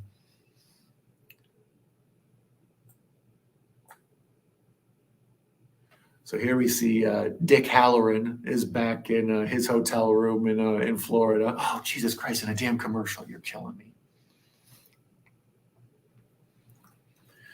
So cheers to you. What is that? It's 2:19. So I have approximately about another hour left, I think. Oh, dear Lord. Let's see. About an hour and a half, roughly. Oh, boy. We're going to be here for a second, dog. People are going to be dropping like flies on this stream. Tonight's stream is going to be brought to you by Tales and Travels. Get Happy Orange. It's 5 milligram. So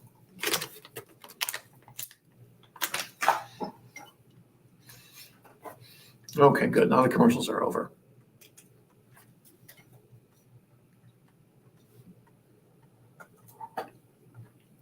Mm-hmm.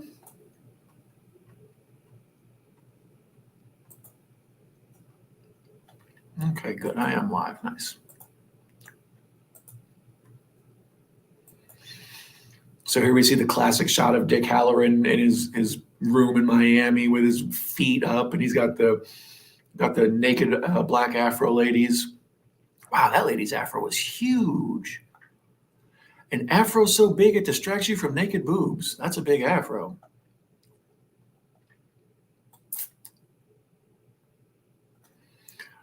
Let's see here. Yeah, I love this shot. I actually have a saved photo of this in my phone of Dick Halloran just laying in bed underneath the Afrocentric lady.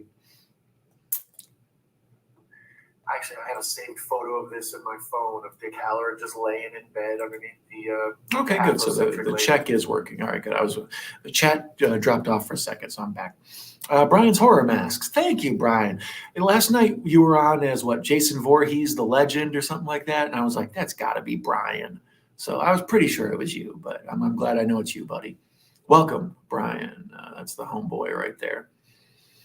For those of you who don't follow Brian or are familiar with his work, Brian's an effects enthusiast, but he also does like fan films. Like he's done some cool Jason ones out in the woods and stuff. So yeah, Brian's a cool dude to hang out with, and always super nice. Like one of the friendliest people on YouTube.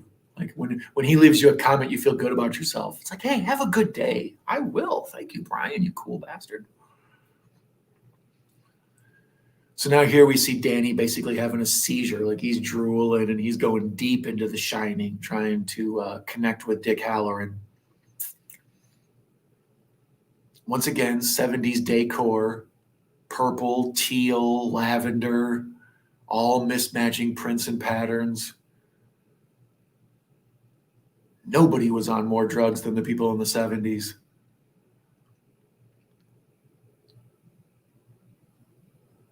And then lime green pillows. You've just jumped the shark with color on this one. And now we're doing the steady cam shot through the suite into the bathroom where we're going to see the naked lady that turns out to be the naked witch.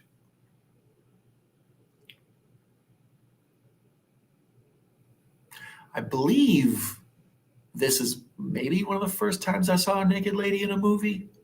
Like I said, I saw this very, very young, to the point where I was told to cover my eyes numerous times when I was watching it. And yeah, I think this is very possibly the first time I saw some boobies in a movie. But she's got like the big she's got like the big giant bush and everything. As I recall, she's very Kubrickian. Like Kubrick has a type of woman he likes. You can see it in A Clockwork Orange. You can see it in, like, he likes the very thin kind of European model type, but then with like a busty chest. You see it in what do you call it? Eyes Wide Shut. Like all of those women have almost all the same body type. There's no like variance. There's no like big bubble booty women or nothing. Like it's all just the same type of woman. But this is crazy. This is all like 1940s, 50s Art Deco design, which adds to the like throwback in time kind of moment.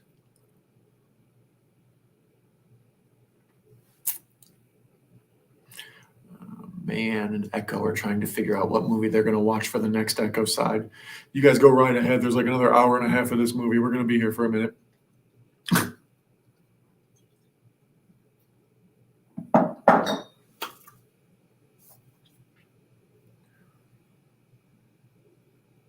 Yeah, this is just an awkward scene where she's just sort of standing there naked looking at him, and he walks up and starts kissing her, and then we see the like decaying back stuff.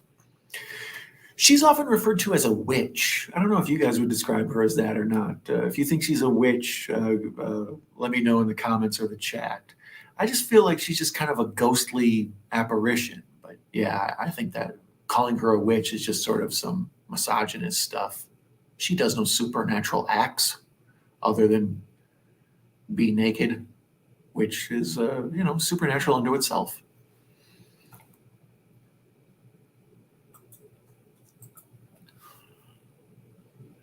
And it's such a like romantic and tender kiss for like a fantasy. I don't know. Like it's not like a dirty sex porno scene. It's like he's like making out with her. It's weird. And then here's where he realizes something's amiss. And we see her like decaying body in the mirror. So there it says woman cackling. So maybe that's where they got the witch idea from. And now here Jack is backing away, doing the whoa, whoa, whoa, at the same time that Danny is having his like connect with Dick Hallorann seizure thing. So they're like basically doing the same faces at the camera at the same time.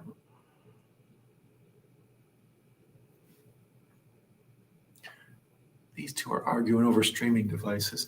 So there, he slams the door to room 237 and backs away slowly in the shadows. Why are the lights off in the hallway? They weren't on when you went in, or they were on when you went in there.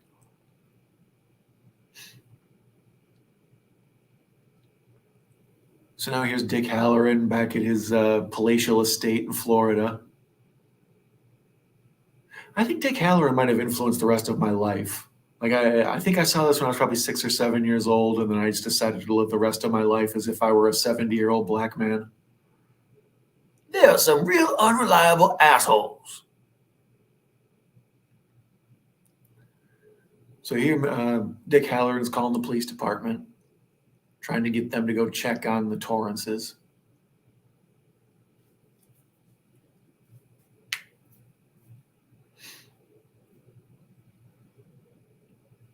Echo and Mayanne still arguing over what movie they should watch for Echo's stream. If you want to see what they eventually watch, make sure to subscribe to Echo, our friend Echo Cero, EHCOCERO. He is the Pacific Northwest geek.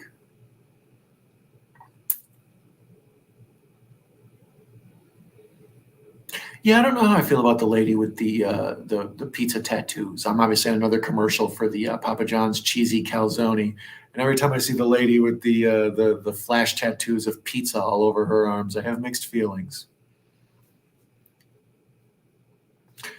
Are you ever going to do one of those super fun and funny shout out videos again with the cowboy and the long hair? That was awesome. Yeah, I think I'm overdue for another Don Zombie shout out appearance. Especially now, the back half of the year, there's now a Night Owl Movie Talk presence on Instagram. So if anybody out there is on Instagram, feel free to look up Night Owl Movie Talk, all one word. And those folks have really helped grow my channel over the last, like I say, 2-3 months. It's only a good couple hundred people on there, but they've added maybe 30 or 40 subscribers to the channel. So I have a lot of folks to shout out and thank. A lot of new friends, a lot of old friends, a lot of longtime friends to give love to. I told Mayanne if she won Horror Tube of the Month, she could pick a movie to watch along, and well, things come up, and I still owe her. Oh, so I like that you are getting your own comeback. Mayanne never got a heart hand. No, you didn't, because you were nominated. That's the thing. The heart hands were for the folks that weren't nominated, so they wouldn't feel left out. So you got the most lovin'. All right, so let me give you. Same with Gareth. I had to explain to Gareth. He's like, "How come I'm not mentioned until like the minute 30 mark or something?" I was like, "Because I had to give the shout outs up front, and then I had to give the sloppy hand hearts." It was a whole tier system. It's very complex. I don't care what I got, but I was a sloppy heart and I'm leaving. You can get one right now. Yeah. There. Now you've been heart handed up. My favorite part of that video is when I say, "Pat Master." Jesus, settle down. Brian gets a sloppy hand heart. Yeah. There, we're at the sloppy hand heart portions of the evening. So now Wendy has gone back to their little apartment in the Overlook, and she's gone to tell Jack, there's stuff going on, and now he's all calm and chilling. And he's trying to be like sort of comforting to her, even though he's totally batshit crazy and is pretty much plotting her murder already. Don Zombie. It's I don't know if you've ever heard what's that called? Thunder Kiss 1965, maybe? I think that's the Rob Zombie song, but he does it in a bunch of his songs. He frequently says, "Yeah." So I happen to have the long brown wig and the graying beard and the graying temples. So I thought it's one of the many characters I can get into. So now here Jack's already starting to cry. Like, this is all just drunkard behavior, in my opinion. But I do love that red corduroy coat he's got. That jacket. That's a banger. I got a white one like that. Here, pardon me 1 second while I grab a drink and a white coat.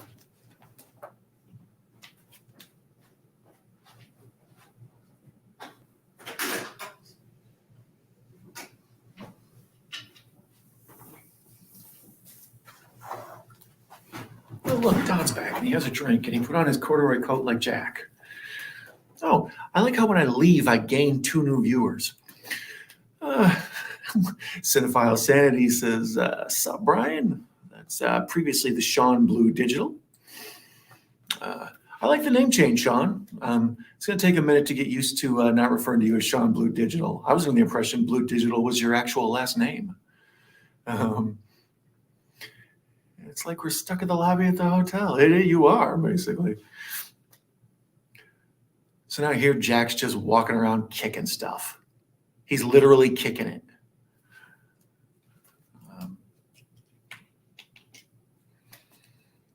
And he hears the ballroom music playing.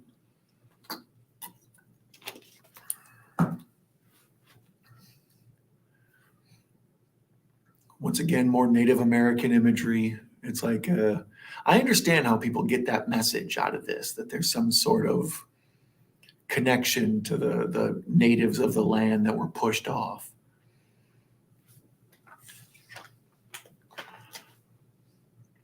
Sean says, Blue Digital's last name would be funny, but not very surprising since people really do worse with names. Yeah, they do. Yeah, they do. Hello, my name is Dick Halloran. I'm the head chef at the Overlook Hotel. I've been trying to make an urgent phone call up there, but the operator said that the phone lines are down. A lot of lines here are down due to the storm. Yeah, that happened to me too. The electricity went out. I hate to put you through any trouble, but there's a family up there all by themselves with a young kid. And with this storm and everything, I'd appreciate it if you go give them a call on your radio, just to see if everything's okay. You didn't know it was me going to be doing my line readings for Dick Halloran, huh?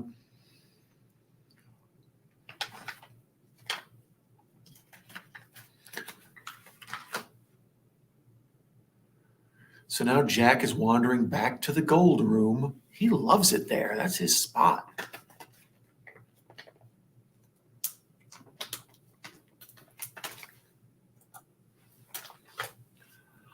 And now the gold room is jumping.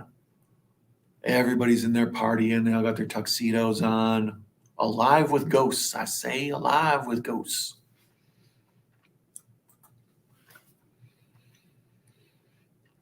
Everybody's smoking and yeah, it just feels alive. It was dead before. It was intentional. We were supposed to see how empty and dead it was.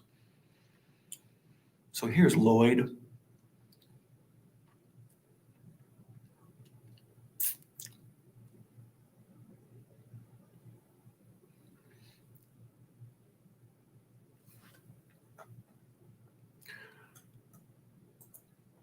Brian Mann says, what's the weather like there? Here in New Hampshire, we got 18 inches of snow over the weekend, and now we're getting hammered with a torrential downpour and 30-mile-per-hour winds. Wow, that sucks. I didn't know you were in New Hampshire, Brian. That's cool. I saw you guys bouncing around in the van and all that, so I want to make sure you guys are warm. That's good that you survived and did all that. The weather here is basically, we haven't had snow like all winter, like I was saying last night. And then now we've just been bombarded like over the last 2 days.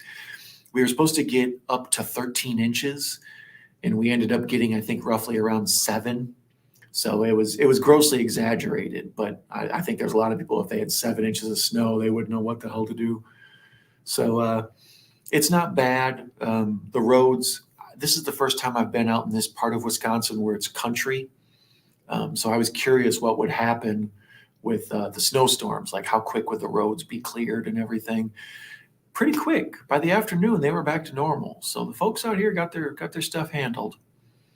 We're supposed to get another roughly 2 inches over the next day or so. But like I said, luckily I'm holed up in my own little miniature version of the Overlook here, and the scary part is next week, after the snow passes, we're supposed to get like -12 and -6 and all these. We're supposed to have our traditional Wisconsin winter cold patch for like a week, which I've been preparing for. It's been 50 for so long that it's like, well, eventually winter's going to have to show up. So I'm glad to know that you're okay, and it sucks that the rain is beating down on you guys now.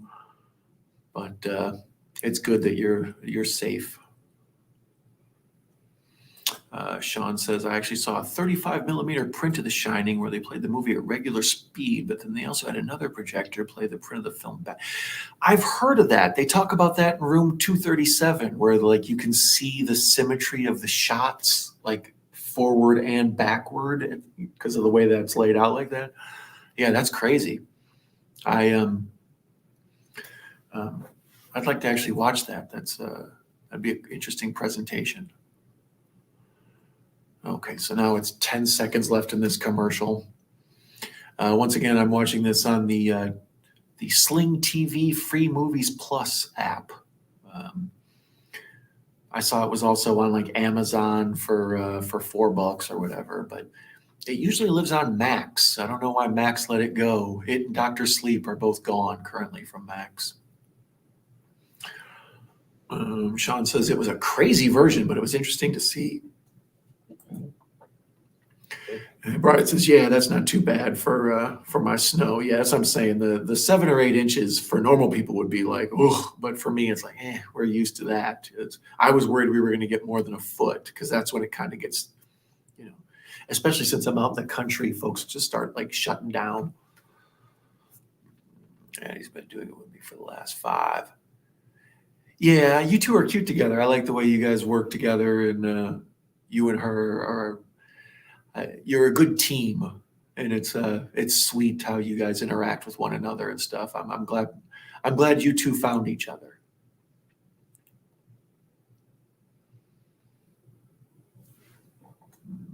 Is I Saw the Devil good?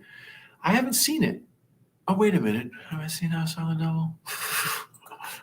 Let me double check. Maybe I have. I'm drawing a blank on the plot, but I remember the movie poster. So. Oh, no, that's the Korean one. Yeah, I haven't seen that. It's been in my queue forever, but I never got around to it. So now here, Jack goes into the red bathroom. There's a bar in Milwaukee that has a replica of this bathroom in it. So,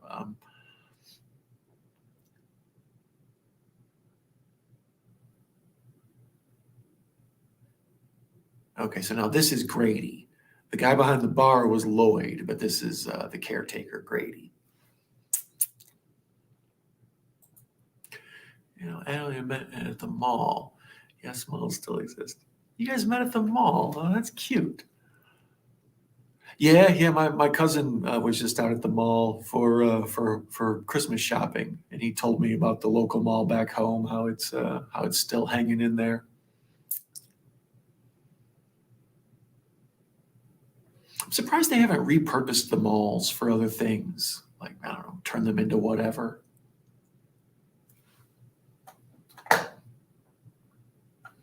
Echo, yeah, the I Saw the Devil is a South Korean deal. I've had it in my queue forever.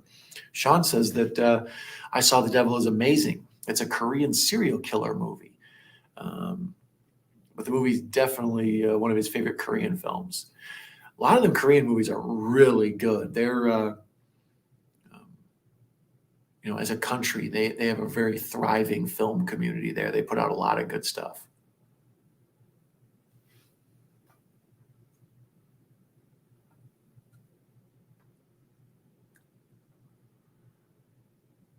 Sean says it's also hard to recommend it. Had to recommend it. But here he's saying, correction, hard to recommend it. I'm assuming because it's so violent. Man says, good to know, Sean. And Echo says, South Korean horror movies. Maybe this one isn't horror. Yeah. So now here he's explaining to Grady how Grady murdered his family. And he's like, but I'm not the caretaker. You are. And in my opinion, this should be like almost a chills moment. Like, wait a minute, what do you mean I am? But Kubrick kind of fails at this scene a little bit. Like, it doesn't have the impact it should. It's like, no, you're the caretaker. Like, this should be a Twilight Zone moment, kind of.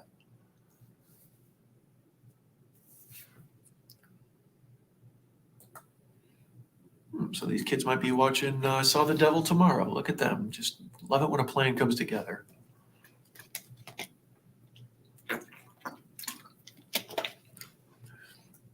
Sean says, you've always been the caretaker, sir, just as it's up on the screen. Awesome timing, Sean.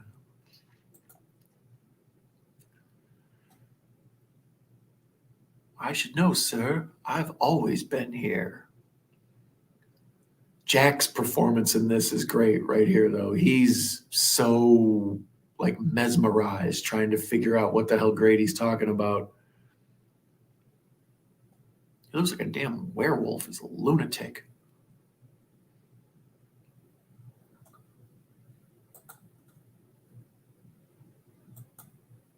Tubi, Peacock, and Prime. Yeah, that I Saw the Devil. That's one that's a lot of places. But then, of course, I'll go to watch it. It'll be completely gone, and I'll have to find it on some East German bootleg site or something.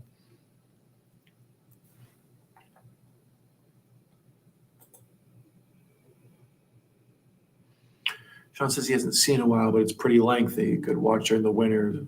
It's with its snowy scenic sights. I'll check out I Saw the Devil then. You've talked me into it as a snow movie. Earlier, I was talking about some of my favorite snowed-in movies to watch. I had mentioned The Thing and The Lodge.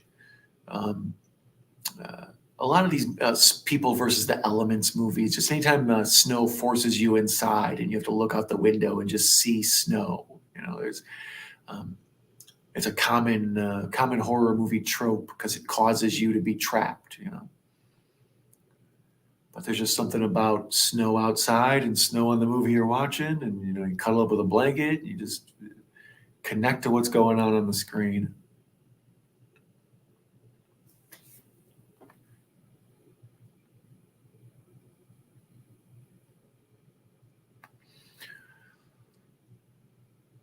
So yeah, let's see. Sean says I Saw the Devil is really good, but I only say it's hard to recommend because there's some graphic scenes in it, but they're necessary for subject matter.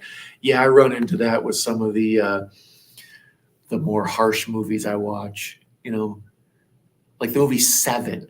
All right, that's a movie a lot of people have seen, but it's hard to tell people, oh, that's such a good movie, you should see it. The one where like the lady gets effed to death with the knife dildo and the ending is the ending and all that. It's like, sheesh. It's hard to tell people this is like a really good movie they should see without sounding like a total crazy person.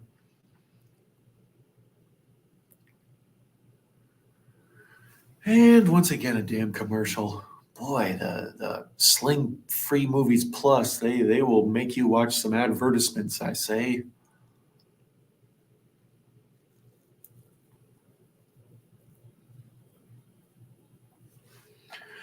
Man says she saw The Wailing after hearing so much about it, and wow, I'm not familiar with The Wailing. I'll check that out. Let's see what else we got. Fast forward. And yeah, this is like watching a DVR presentation of it. This is weird. Here's a commercial for Credit Karma. Thank you to the 8 of you watching. I appreciate you for being here. Make yourself at home. Pull up a couch. Just hang out right here. Wait for this Credit Karma commercial to wrap up so I can give. Oh man, that lady got pregnant and had a baby faster than the woman in Dead Alive. Speaking of Dead Alive and/or Brain Dead, the Peter Jackson movie, be sure to go to my man Mr. Bones on YouTube. The weird trick to find his channel is put in Mr. Bones Dollar Tree. That's how you find it in the search engine every time. But go to Mr. Bones' channel. I was on there earlier with our good friend Echo from the chat, and Mayanne was there as well. We watched Peter Jackson's Brain Dead or Dead Alive. That was a good time, a gross, bloody good time, hosted by our good friend Mr. Bones.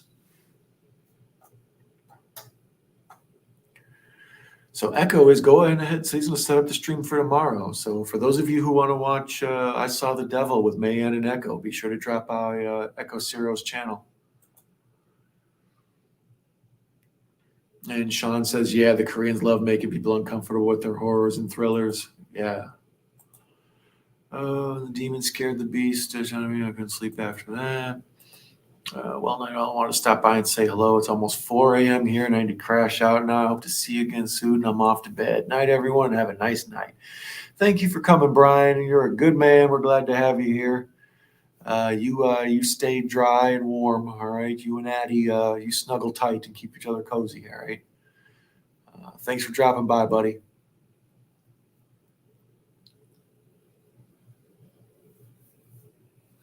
Yeah, Brian's good people. I met Brian through Sean Blue, Cinephile Sanity. I'm going to work on it, Sean. You're the new Twitter is X and HBO Max is Max. I'll have to retrain my brain. But yeah, I recommend Cinephile Sanity. That's our buddy Sean. To my knowledge, Juno still has the same name. I think Juno should be Juno 2024 now, though. Should update it every year. So now here Wendy smoking a cigarette, having a nervous breakdown by herself. Red rum, red rum, red rum, red rum.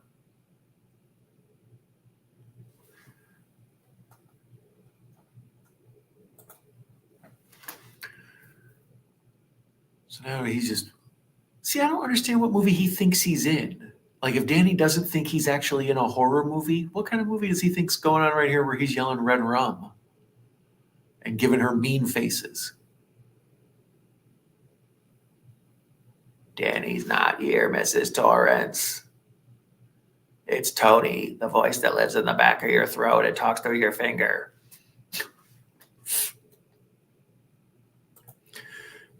My blue wafer, I saw The Devil has an English dub track, so hopefully you'll be able to have that for tomorrow or whatever. I'm actually, it's an unpopular opinion, but dub tracks since like the year 2000, I don't mind. If it's been dubbed into English pre-2000, it's usually a bad dub.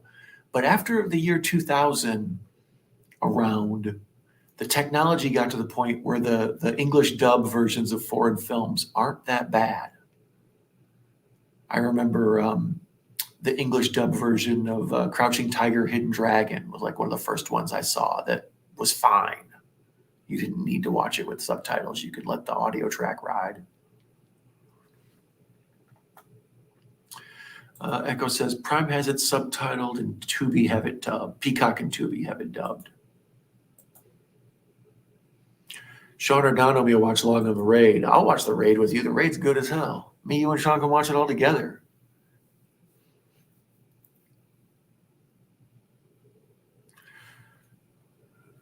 Sean says he's never heard one English dub track that was tolerable. Really? Yeah, the dub tracks, I like them all. Or like I say, post like 2000, really. Prior to 2000, they all look like the old school kung fu movies where like nothing lines up and you can't, it's almost laughable how bad the voiceovers match up with the people's faces and stuff. But yeah, a lot of foreign films now that have the dub track, I don't mind them. Mainly because I'd rather watch the visuals than read, especially for the first viewing. You know, like this, I'm reading the dialogue, but I've seen this movie so many damn times, it's not distracting me. I don't have to focus on the composition of the shots or whatever, you know.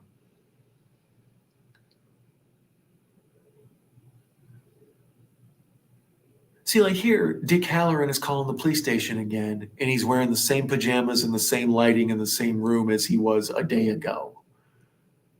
So is that a continuity mistake?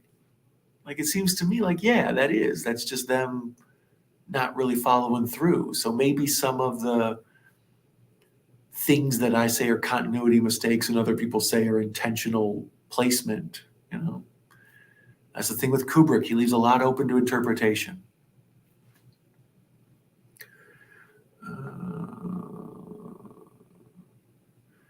Cinephile Sanity says, yeah, it'd be interesting to do The Raid, man. Such a relentless action movie. Yeah, I love The Raid 1 and 2. I thought they were very good. Never seen it, but you heard it's good. Yeah, The Raid 1 and 2 are both very good. I enjoy them. I always give the English dub tracks a chance for a good laugh and then switch it back over to the original language. Yeah, like I say, they don't bother me that much as long as the people who are doing the voice acting aren't hamming it up. You know, if they're doing too much, it's hard. Man wants to know if I have Peacock. No, I do not. I have the free one, the free version or whatever. Sometimes I watch horror movies on there, but no, I don't have regular the pay version.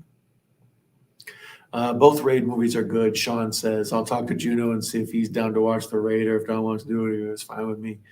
Yeah, we should plan something together. Can have you and May on at the same time. Watch the Raid. As I recall, the Raid 2 is a bit longer. It's been a minute, though, since I've seen them. Mainly do horror safe for the retro series or 80s week, which is coming up. Yeah. So here we see, like I was saying before, Dick Halloran, he connects with Danny through The Shining, and he knows that things are going bad up at the Overlook. So he flies all the way back from Florida, drives all the way up the mountain, comes in, and then catches a damn axe to the chest, and then that's the end of his character arc. Like, it's like a joke most people don't really talk about. Oh, and here's where Dick Halloran calls Apollo Creed's manager. I'm calling from Stapleton Airport. Well, I was getting from Miami. I got to go to the Overlook today. What's the weather like there?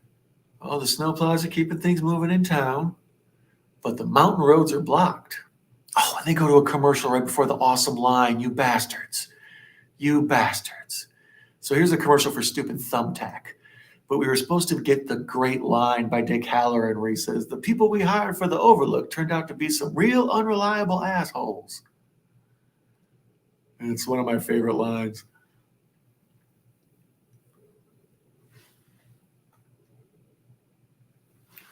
Come on, Thumbtack, hurry up. I have gloves in my pocket. You can tell this is my go out and dust off the car coat.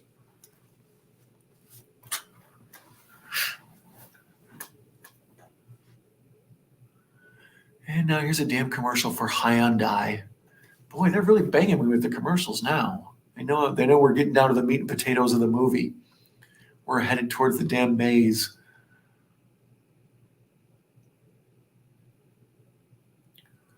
Here's a commercial for plant-based protein.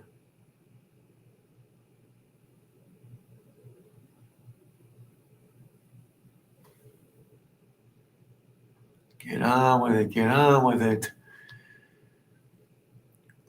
I like how Dick Halloran's friends, there's only like two people, like two black people in all of the Colorado, the area where the Overlook is, and Dick's friends with the other one.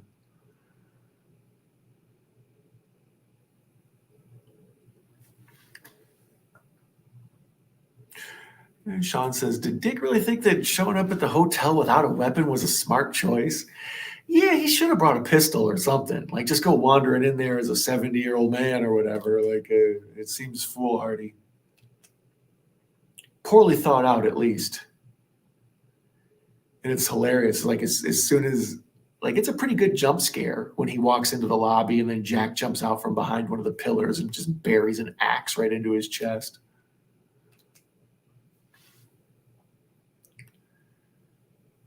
Okay. Can you fix me up with a snowcat? What's the big deal about getting there today, especially in this weather? Larry, just between me and you, we've got a serious problem with the people taking care of the place. They turned out to be completely unreliable assholes. Never gets old.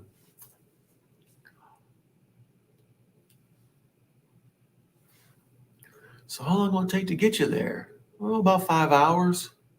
Damn. So he's going to rent a car. He already drove from Florida, or flew from Florida to Colorado. Then he's going to get in the car and drive 5 hours up that scary ass mountain.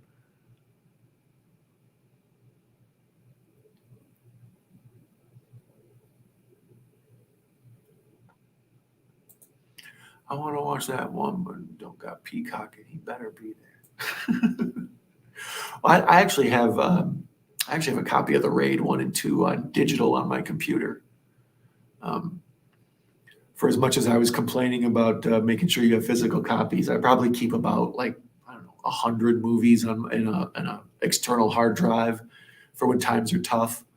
And the Raid 1 and 2 are in there. So there's the red Volkswagen Beetle, Bug, whatever. Like I said earlier, in King's version, the Torrances drive a red Bug. And in this, they drive a yellow bug. That was one of the many ways Kubrick was telling the audience, this isn't King's version, this is my version. And just there, we see the red bug smashed underneath a semi truck, like it's been destroyed. They're dead. That's a different story. So apparently, in the theater, when we got to this part, Stephen King got up and walked out of the theater. He felt it like it was a specific diss aimed at him, like your story is dead. This is my story now. Yep, those people ended up being unreliable a-holes. He makes it sound respectable the way he delivers it. He does. He says it like it's just a matter of fact, like just they turned out to be some real unreliable. I'm referring to I Saw the Devil, Don, for tomorrow. Oh, yeah, I don't know. I might drop by. I'll for sure drop by and watch it with you guys or hang out in the chat. I've never seen it before, and that sounds like one I would like to sit and watch quietly and soak up, especially for the first viewing if it's a subtitled version or whatever. Usually, the only time I watch a movie for a first time on a chat is if it's like kind of a big dumb Hollywood movie and I basically have a vague idea of what the plot's going to be before I even watch it. But then like like something like Oppenheimer, I wouldn't watch that for a first time on a chat because I'd like to sit quietly and watch it and think about this, soak it all up and develop a bunch of opinions before I go shooting off my mouth. Michael Myers. The disappearing, reappearing chair behind Jack seems too blatant to be a mistake. That's how a lot of this stuff is. You have to keep asking yourself, like, Kubrick's a genius, and he has a whole staff devoted to continuity, a script supervisor and stuff. So how are there so many mistakes? Is it because Kubrick is at a point in his life, like, he starts winding down his directing around here? So, and it's my theory that Kubrick has kind of lost interest in directing at this point. At least he's not as focused as he was for 2010 and Clockwork Orange and some of his other classics. But yeah, the mistakes that get made are so, in some instances, so blatant. You have to ask yourself, like, was he just so busy he didn't think anybody would ever think about it? Or is it supposed to be surrealistic and weird and, what do you call it? Like a Mandela effect, like things keep shifting and changing, Here, Wendy finds the Jack's manuscript. All work and no play makes Jack a dull boy. Apparently, Kubrick had his secretary type these out, like his assistant. He just had her sit and type out all the various forms. I like the one that's like a upside down pyramid. Here we see her just going through each of the notes, and he's written like 400 pages of all work and no play makes Jack a dull boy. Holy cow, he's nuts. But yeah, this goes back to the Kubrick-King disparity. Like in the King story, Jack Torrance is slowly supposed to go insane. And I say the Jack Nicholson character portrayal is that he's insane from the beginning. Like the movie starts and Jack looks not right in the head. So this illustrates that, yeah, Jack's been nuts pretty much from the first day they got there. Which obviously is not what King had intended.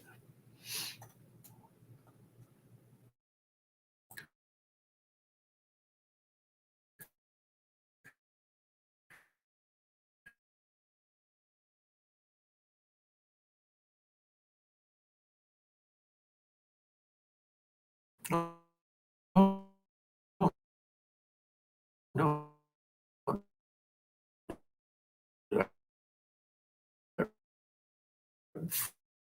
Freeze up.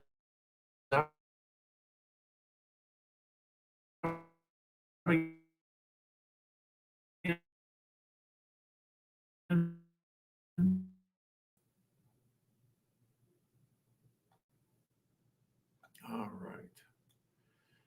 And I'm back. Sheesh. We froze again, guys. There we had a quick second here. Let's see here. Let me take you off of there, Sean. I apologize. Is Hell House LLC any good? That's on Prime. Michael Myers straight out of the dungeon sewers. You're lagging, Don. Yeah, the internet seems to be breaking up right now. Yeah, the internet crashed for a second. I had a little pop up, but I should be back in now. Let's see here. Michael Myers says his presence has cursed the stream. No, it has not. Thank you for coming. I appreciate you being here. Let's see here. Echo and May are still trying to figure out what exactly movie they're going to watch. These two are wild. You got to keep an eye on them. Let's see here. It's probably the same lady sitting in a copy machine for a whole day with those papers. Yeah. I believe it was, like I said, I think it was Kubrick's secretary he assigned to just sit and rewrite that or just make it like it over and over. The Curse of Michael Myers. Let me see here. Like the guy who hand wrote the old Defog, but just filled it with obscenities. Yeah, exactly. He made the old, the awesome version. Man, let's watch Hell House LLC. I've never seen that either, but I hear it's great. I just heard someone talking today about what a good movie it is. I think maybe Dead Meat was talking about it. But yeah.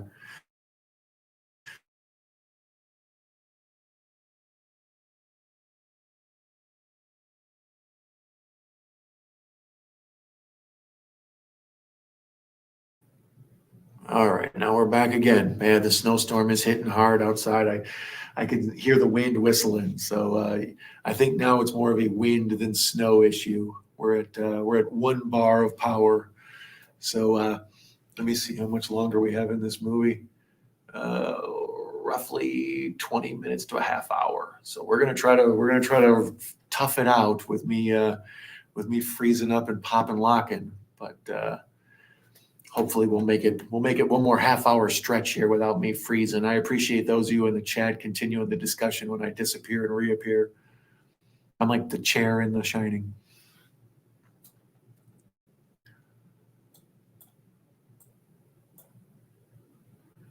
So yeah, these two are working out when they're going to watch Hell House LLC tomorrow. Yeah, that I might be interested in as well. I might, if this only has a half hour left, I'm going to be awake for a while. Maybe I'll watch that tonight before I go to bed.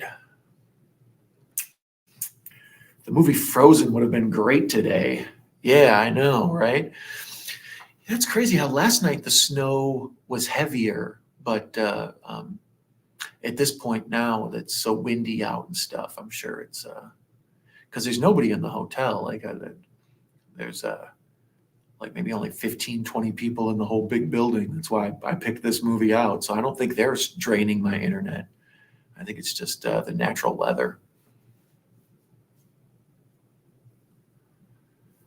So now here Wendy's holding the bat like a complete amateur. You gotta hold it down lower and get a good swing, Wendy. What's the matter with you?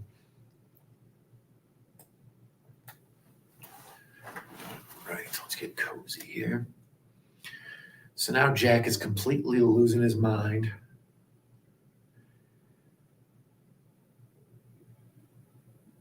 And I love how like he's doing a really good job of acting like he's got grievances. Like all problematic people will explain to you how it's your fault. And that's like what he's doing. He's totally off his rocker and he's explaining how this is all Danny and Wendy's fault. Which it kind of is. As far as families go, he got a crap one. They're annoying as hell. If there was ever a family to murder, it's Wendy and Danny. Just kidding. I'm just kidding. Let me see here. I can't watch Sleeping with the Enemy without thinking of The Shining. It has the same theme song. I didn't know that. I've seen Sleeping with the Enemy before. I didn't know it had the same that haunting score. It's raining like crazy here. Yeah, that's what everybody's getting pelted with on the East Coast. Brian said that he was getting hit bad with the rain. And did you guys have a bunch of snow prior to this rain? Man.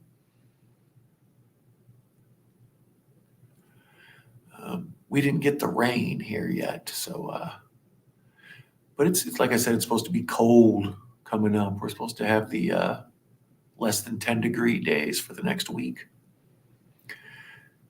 Wendy, light of my life, I'm not going to hurt you. Let me finish my sentence. I said, I'm not going to hurt you. I'm just going to bash your brains in. I'm going to bash them right the fuck in.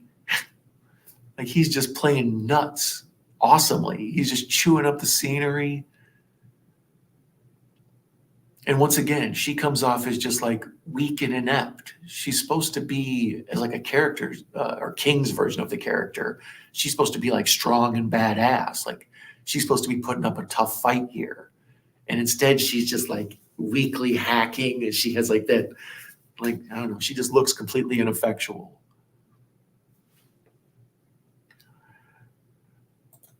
Darling, light of my life. Man says, yep, we did have snow. And man thinks it's funny that I'm willing to kill Wendy and Danny. As far as family go, man, you gotta admit, they're creepy and annoying as fuck. I'm just saying. Winter storm for late Thursday, early Friday, late Saturday, early Sunday. Yeah, that's America's getting hit with them in all different places. Like I said, it's been pretty. The winter itself has been pretty chill. Most places across the U.S. all winter long, but now we're all kind of getting that our comeuppance. Like I said, Game of Thrones, winter is coming. Just because it doesn't seem like it is, you got to plan for that rainy day, anyways. Michael Myers says it's freezing here in the UK, but no snow. Oof, that's the worst. Like I like the snow because at least it makes it pretty. You know, it's a pain in the ass to drive and you got to shovel and all that, but at least visually it's nice. But when it's just brown and all the trees are dead and the grass is brown and it's freezing and cold, that's my least favorite part of winter. Michael Myers travels to the UK. Jason's only been to Manhattan. Shh. Bump. Nice, man. Nice.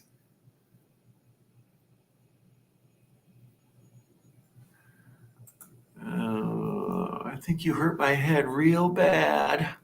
Yeah. And there's where she locks him in the storage room, the pantry.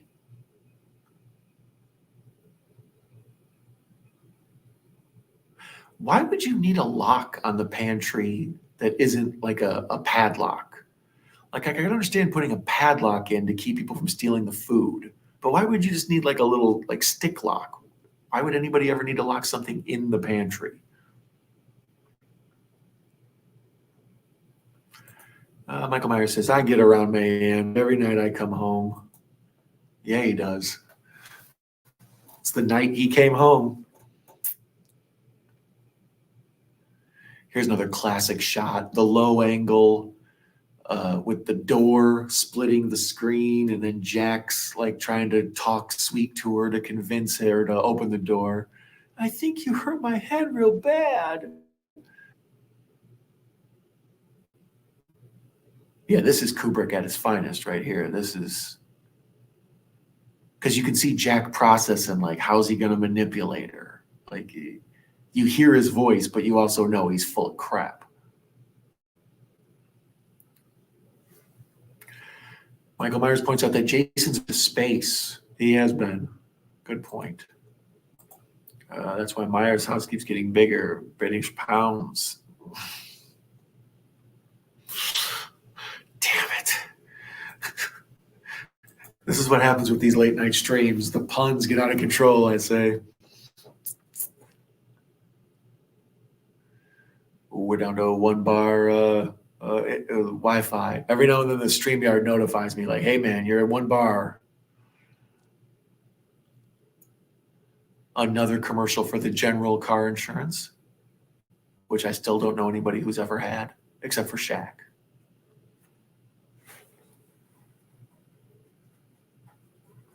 Another commercial for TheraTears.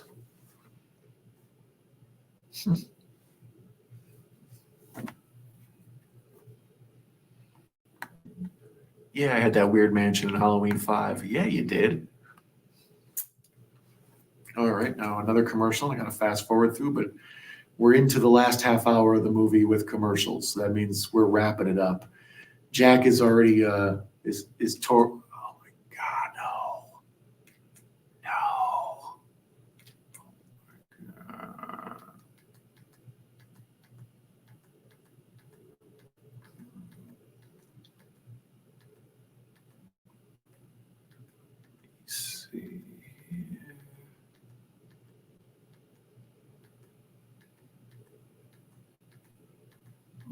love of God, give me the keep watching.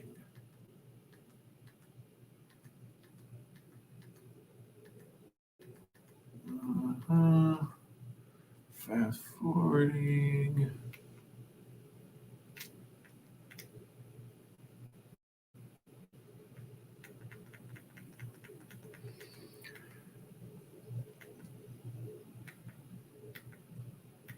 Come on.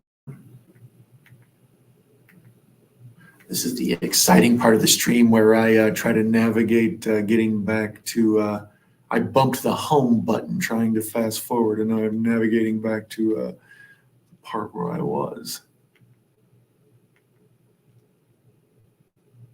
All right. Next sling. Get to recents. And come on, oh, you're killing me here between the damn weather and this. This shining has become a. Oh, this is gonna be fun. Come on with the freezing. Oh, the weather's making it freeze.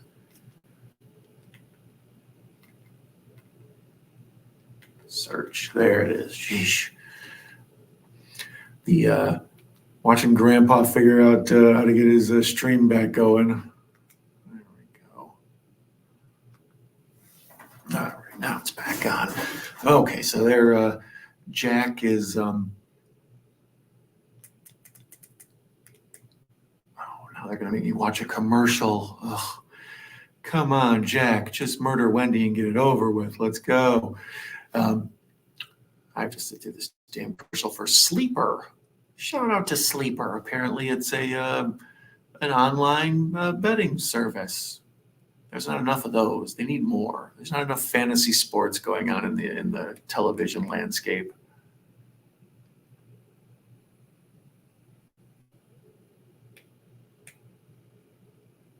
And now I have to watch a commercial for, what is this? Japanese Cherry Blossom Bath and Body Works. They know me. They know what I like.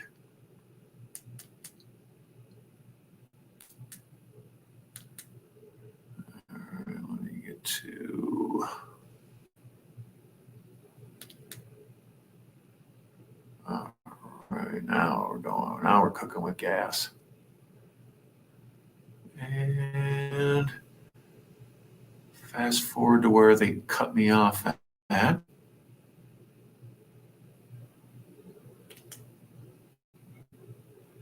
And there we go. So here's Jack pounding on the door. Oh my God, they're gonna make me watch another commercial. And now they're gonna make me watch for dick pills. I didn't need my manhood engorged at this moment. I'm trying to watch The Shining and it's cold out and I'm alone. The last thing I need is a boner. Take your boner pills somewhere else. Oh man, it says hopefully this baby goes to sleep now. Sean says it's 4:15 there. Didn't sleep last night. Gonna try to take care. Have a great night. Take care of you all. Good night, May. Or Sean, I appreciate you hanging out with me and May and Michael Myers. Mayan says, see you next stream. Michael Myers says, good night. Man, hopefully this baby gets to sleep now. I'm so tired. I bet. Being a mom is a full-time job. Them babies don't ever take a day off. Oh, we had a quick jump. I saw it. Just putting up a fuss out storm. Let's try to get through this stream and wrap her up. Come on, commercials. Let's go. I don't need to know about Chervaya. What is this for? I don't know. Yeah, exactly. Michael Myers gets it. Be an ad for hotels or for axes, not boner pills. You know what I mean? Try to have the ads relate to what I'm seeing. I don't. At the moment, I have no desire to buy a boner pill, and neither does Jack. But if you want to sell Jack a better axe, he would probably listen.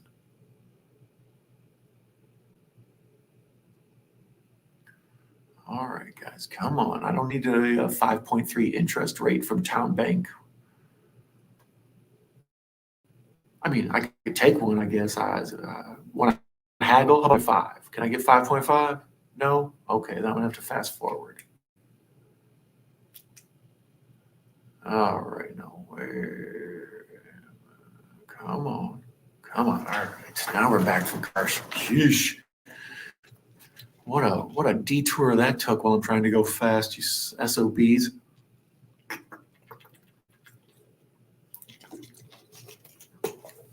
So Jack's locked in the pantry. Wendy's outside. He's manipulating her. She's getting ready to open the door. It's where we've been at for like the last 5 minutes. I'm going to go now.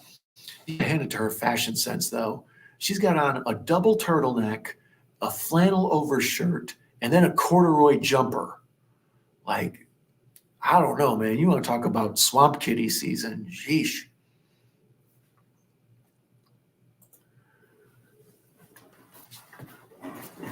So now Wendy's letting him know I'm leaving. Jack's letting him know, Wendy, don't.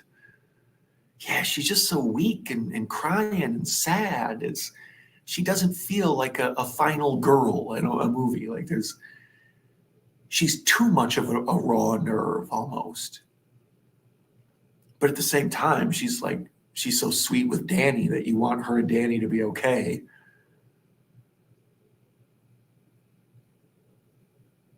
And now Jack is completely losing it. He's banging on the doors and stuff.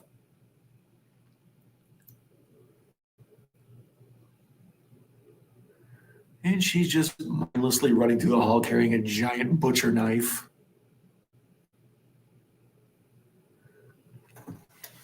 And she makes her way outside and sees that there is just snow everywhere. It's like winter apocalypse. You can't see nothing. The drifts are 30 feet high. When I say a snowed in movie, this is a snowed in movie. She runs around to where the snowcat is and sees it's been disabled. Whenever she discovers that Jack's been like undermining her escaping, they play that score hit, like the same sort of rumbling drums and kind of, I don't know, what are those horns that make that eerie screeching noise?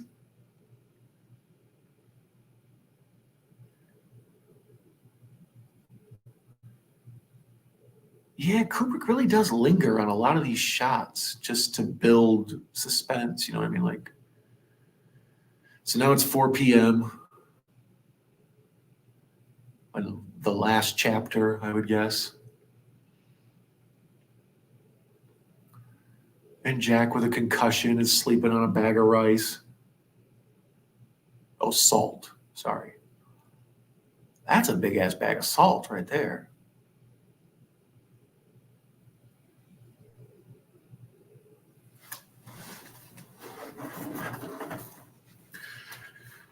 All right, Jack, shake off this concussion and go kill Wendy. So now here's Mr. Grady, Delbert Grady, and he lets him out.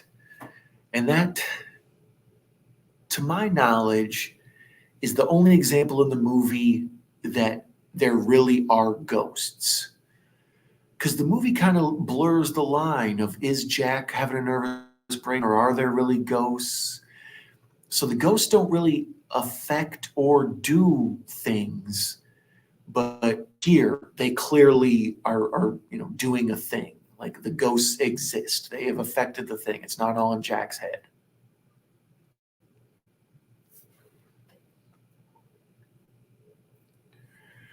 Michael Myers says King apparently prefers the lackluster TV version.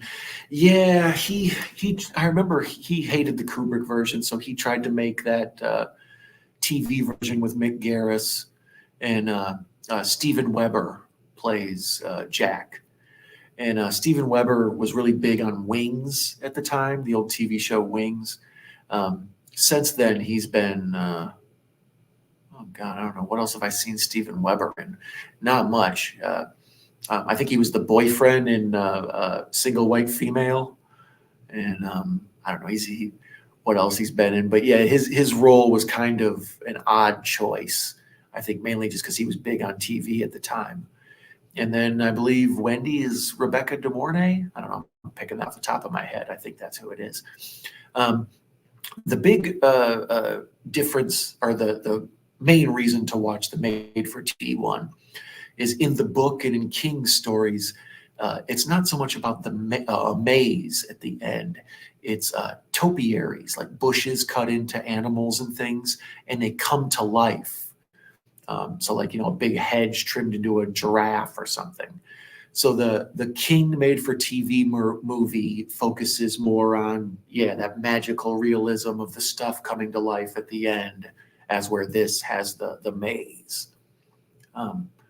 We were talking earlier about how impressed I am that King wrote The Shining, and then Kubrick's Shining is completely different, and everybody agrees it's not the King story. But then when King wrote Dr. Sleep, he made it a sequel to the Kubrick version, not his version, which is weird. Interesting from an artist standpoint, like definitely kind of cool, but definitely weird to write a sequel to your story that isn't your story. And here's the snowcat. Dick trying to work his way back to the lodge just to catch an axe in the chest.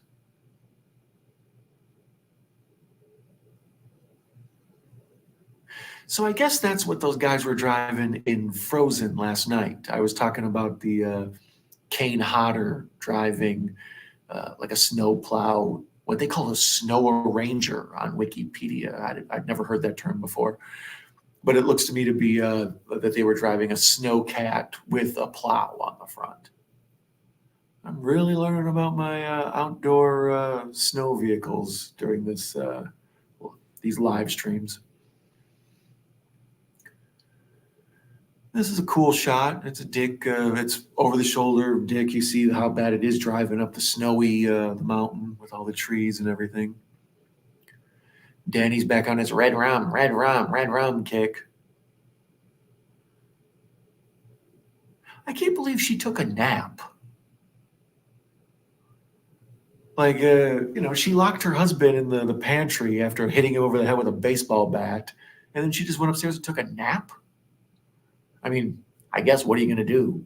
You can't call the police and you can't run away. I guess nap is probably high up on the list of stuff you would do, especially in a cold and snowy. Yeah, it's the middle of the night. I guess I can't blame her.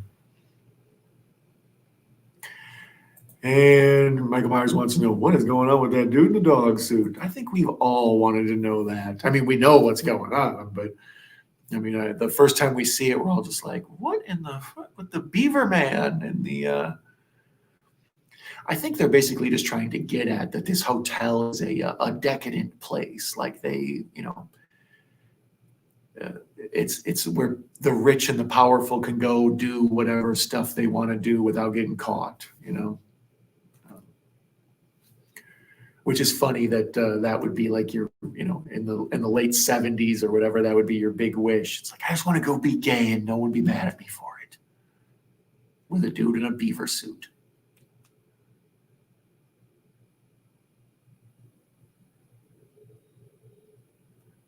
All right, another commercial. Boy, they're pounding me with the commercials, but we're under 20 minutes left in the movie, so let's go. And here's Danny waking her up with the red rum holding a knife.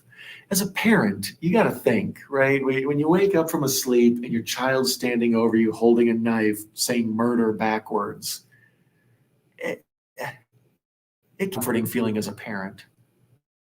Like you feel like you've had to have failed a little bit at some point. Or maybe not. Maybe like that bastard's just crazy from day one. There was nothing I could do. I tried. Let's see here. Michael Myers says the TV version has Langoliers level special effects. Damn near. Langoliers is, I think, worse because it's hard to even figure out what is going on with those monsters. But yeah, it's pretty bad. There's a snowcat thing in the thing, which also gets trashed. Yeah. Mayan says she's got to try to get some sleep. I love you too, man. Thank you for coming by. You are awesome. You were with us for the Dead Alive stream, and now this. You were a streaming trooper. You'll be here in spirit. You're always in our hearts. You're the forever queen. You know that. You sleep well. I hope you and that baby get some rest too, and you get a nap tomorrow. You are the awesomest, man. Night, man. Night, Michael Myers. That's nice when people are friendly to each other. Good night. Good night, forever queen. You sleep well. I'm gonna ride this out. We got, barring a snowstorm, we got the climax of Jack going out into the snowy maze. So we have to at least make it to the meme, no matter how late it is. Red rum, red rum. And then she looks in the mirror and realizes, oh yeah, it's murder in reverse. I'm dumb as hell. Now here's Jack pounding through the door with the axe. This has only been copied in 9 million movies. Every movie has to have like the scene where the guy breaks down the door with the axe. Normally you would probably try to hit the axe where the doorknob is and try to get it to break open. But no, they want to go right through the middle because that's way more dramatic.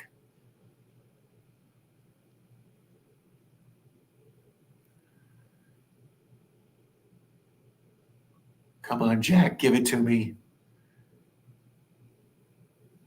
They say the "Here's Johnny" line was totally improvised. Wendy, I'm home.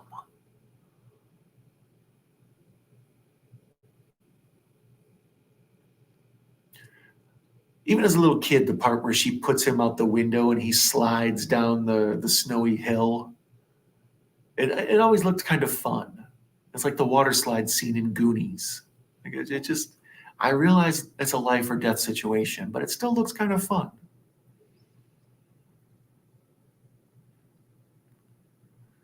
So now Jack's got the busted ankle and he's limping, he's bleeding from the head, he's carrying the axe.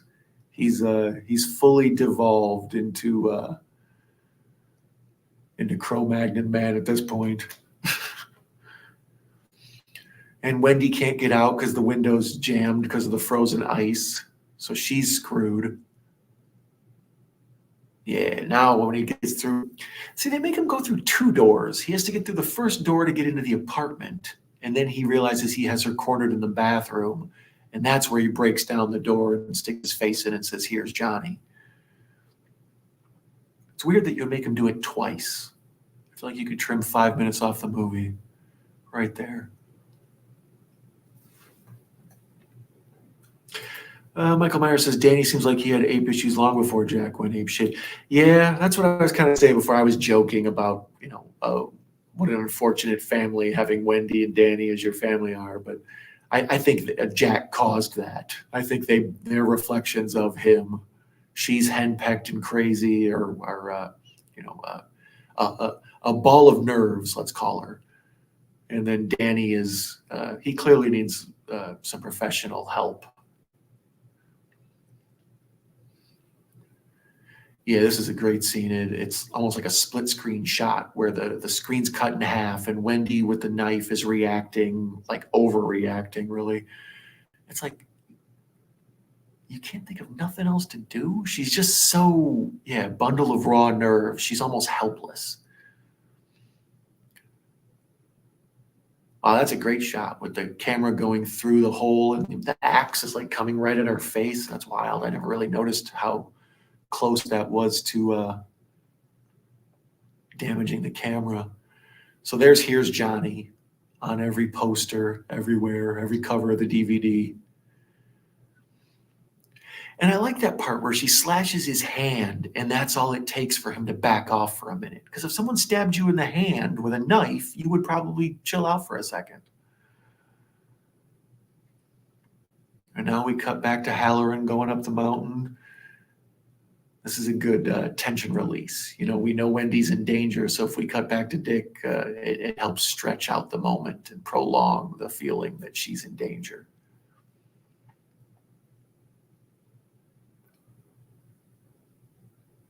Here's where Jack realizes someone's coming.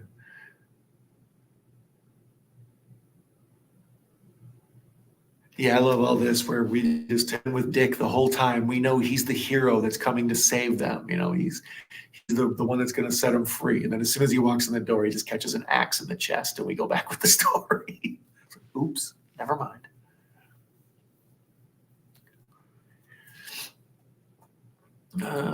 Hack the hinges off. Wouldn't that work?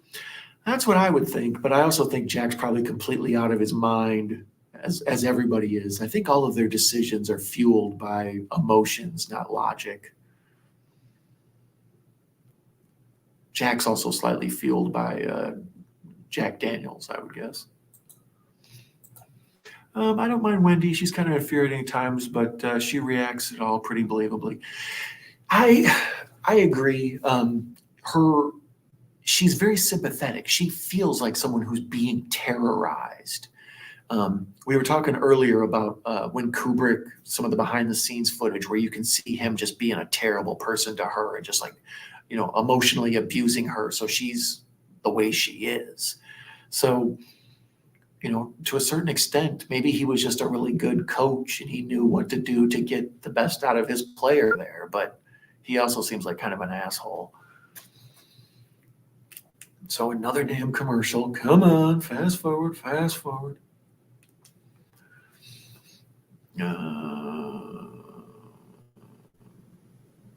Okay, now we got a commercial. One more for children for care.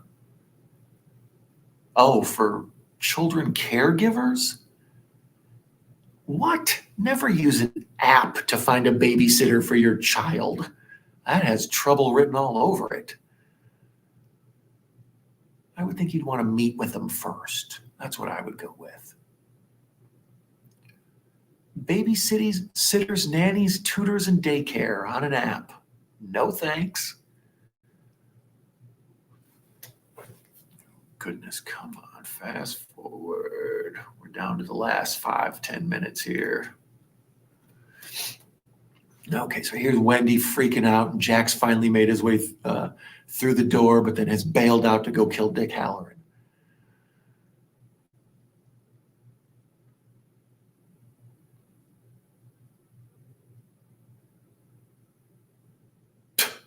So she's trying to now get out of the bathroom door that's been pounded in by the axe, and she's trying to hack away at it with the butcher knife, which, looks absurd, but you have to wonder, like you're saying, she's just totally freaked out in post-traumatic stress disorder or whatever. Actually, I just think it's regular stress disorder. I don't think there's any post to it till later. For those of you who've seen Dr. Sleep, this is like the same symmetry at the end of that movie where, he's stumbling through the overlook with the axe, wearing the red coat.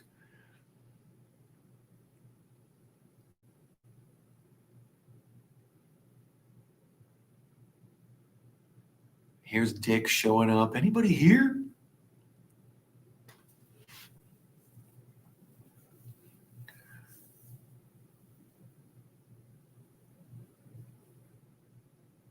So Dick's just mindlessly wandering around the overlook saying, hello, hello? Like, yeah, I don't know. Seems to me he should have brought some kind of weapon. I agree with Cinephile Sanity. Sean was right.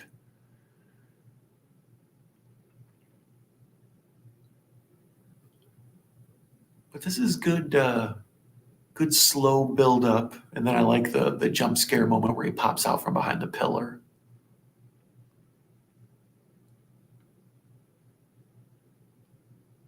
There's just so much lounging area in the overlook. There's like 35 living rooms. Like, here's a room with some chairs and a couch, and here's some chairs and a couch, and here's a table and some chairs and a couch, and then here's an end table. And it's like, yeah, nobody's doing that much lounging. I mean, I guess it's a ski lodge, and there's more like mingling in ski lodges than there is in normal hotels, but still, it's overkill. There are too many seats.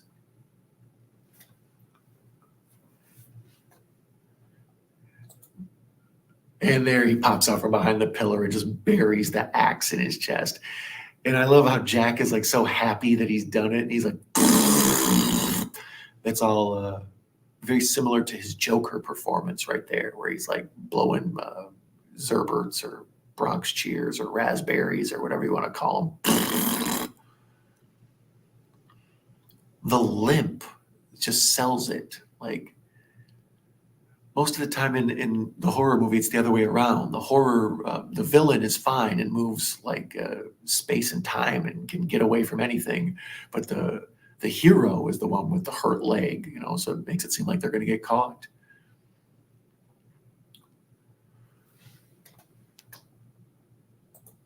I would feel obliged to sleep in a different room every night.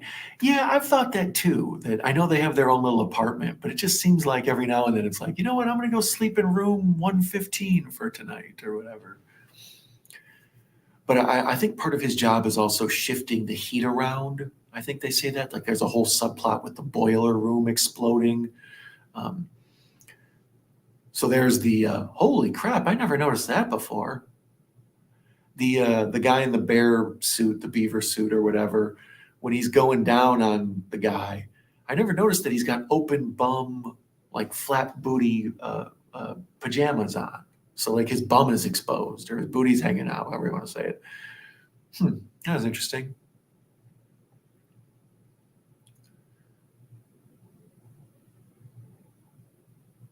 But yeah, Jack wandering around with the limped leg and carrying the axe and the crazy, like deranged. There's a at least one since Treehouse of Horror where Homer turns into I think it's called The Shinning, maybe, where Homer turns into Jack and groundskeeper Willie is Dick Halloran, and of course Bart is Danny and all that. I think it's Bart.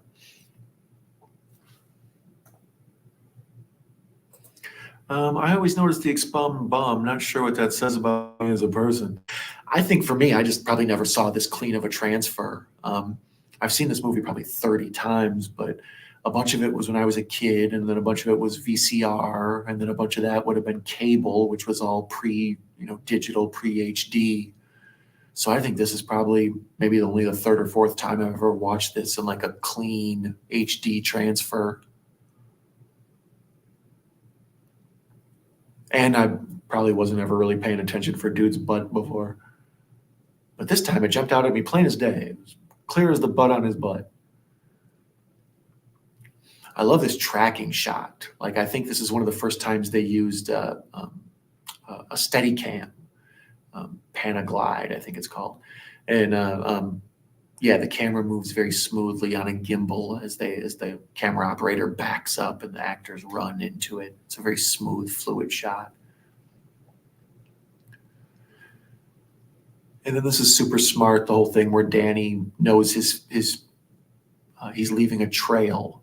So then he like backtracks his own trail to cover it up. It's pretty slick. That's key. You always want to have your heroes be clever. It makes the audience empathize with them more. Like when the people in the movie make dumb choices, it's hard to root for them. But when they do smart and clever things, then it's like, okay, they deserve to live. They've earned it.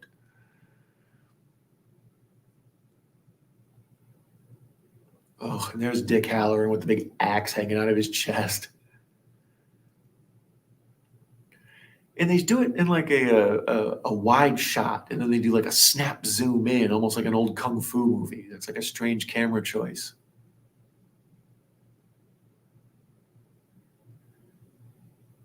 There. So now she sees the ghosts too. So they're for sure real in there.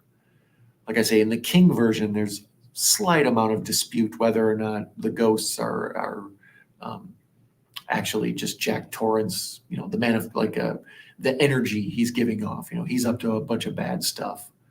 But here they make it clear, no, the ghosts are real things. And another damn commercial. This one's about what, psoriasis? The heartbreak of psoriasis is no joke, kids. You can get ZocDoc, but you can't get your dog zocked until like the third date. Let's see here. This bit reminds me of Goonies 2, where Mikey says they leave a trail into the tunnel to fool them, but they're going on. Yeah, that is a Goonies move. If I had to guess, Richard Donner or whoever the hell, I know it's a Spielberg production, but maybe Spielberg was just copying Kubrick and everything, like the whole poltergeist thing, and in this with the Native American ghosts, and then the whole Goonie stuff. Maybe Steven Spielberg has just been ripping off Kubrick the entire time. Oh my goodness, the same Bath and Body Works commercial I've seen 9 times. I need some cherry blossom lotion so bad. You're right, Michael Myers. Psoriasis is the real horror. Hilarious. I don't know. The psoriasis in that commercial was scary as hell. If I ended up with that, where it was like spelling out words to me and stuff, that's terrible psoriasis. All right, so now hopefully this will be the last commercial. I'm hoping. I bet there'll be one more. So now we're cutting back and forth between Wendy running down the hallway scared and Danny running down the maze scared. Oh, and we dropped out for a second and we're back. Okay, thank you. The snowstorm is raging outside and definitely affecting things here. Only a few minutes.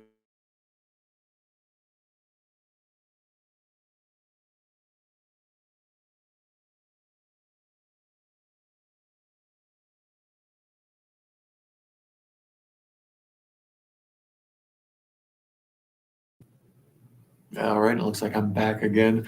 Yeah, sorry about the dropouts, friends. We've had a few dropouts this stream. At one point, the power went out. So yeah, the reason I'm watching this movie is because I'm trapped in a snowstorm at a hotel. So it wouldn't be right if I didn't have these little hiccups. So I thank you for bearing with me during the spotty coverage. We're just now wrapping it up. Danny's covering up his tracks.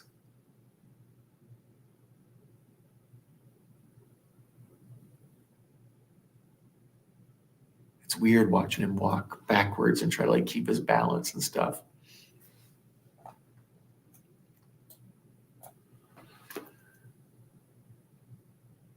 Wow, he really,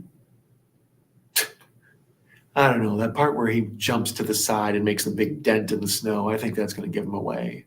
Maybe Danny's not as clever as I thought.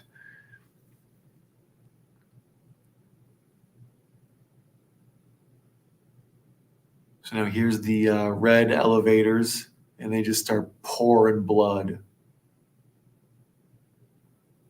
I believe this was done with a miniature set, I think is how the original way this was accomplished.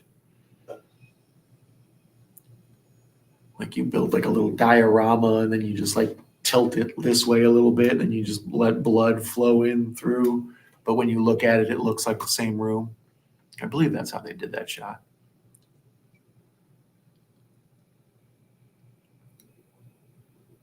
So Jack's tracking Danny in the snow by the footprints. And the tracks end.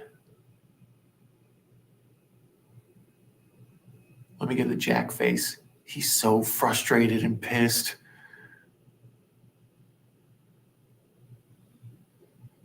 Yeah, I don't know. It's hard having Jack Nicholson be the villain in the movie because he's such a likable guy, even when he's being awful. Like you kind of root for Jack.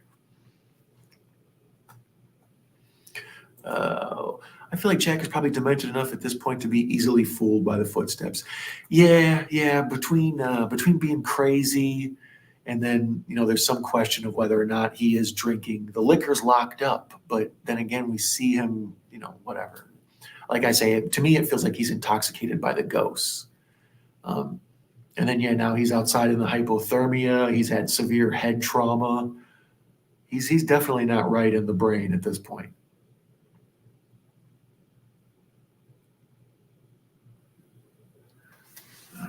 So now Danny's running his way out of the maze, and Jack is totally lost and turned around and confused.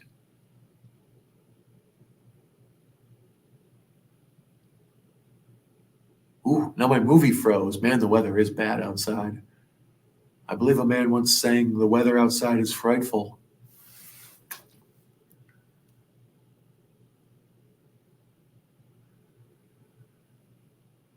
Yeah, these shots of the snowy hedge maze with the big lights on the ground really like make it look almost like smoky or foggy. It's so eerie.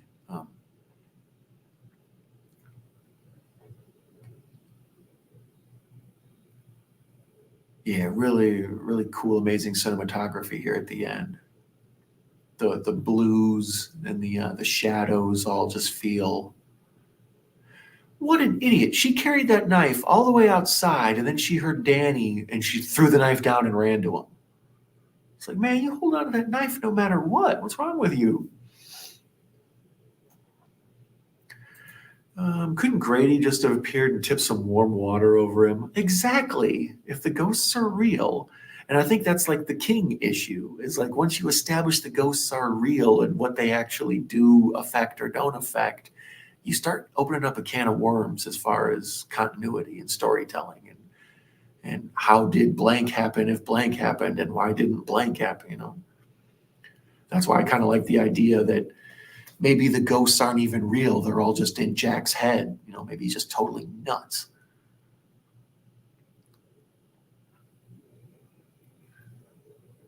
So there, they hop in the Dick Halloran's.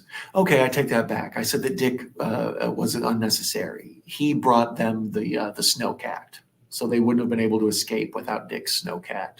So he was necessary. It's just funny to watch him catch an axe in the chest.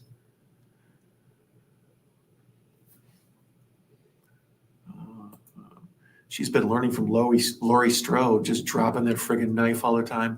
Exactly. That's one of the things I think that frustrates people when they watch Halloween is when she's like, okay, it's over now. And she just drops the knife. Like everybody in the audience is like, no, it's not. Pick up the knife.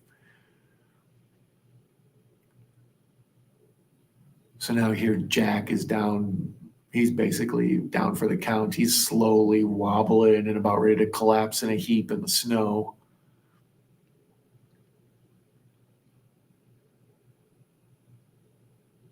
It's all so over the top, but it's awesome. Yeah, it's great. And then we're seeing the long shot where it's all shadowy, and then it's a silhouette of him just walking. That's a beautiful shot. And there's the famous meme of him frozen, frozen solid. And then we cut to the inside of the Overlook. We do a slow push in by the gold ballroom, and we're going to see the 4th of July ball.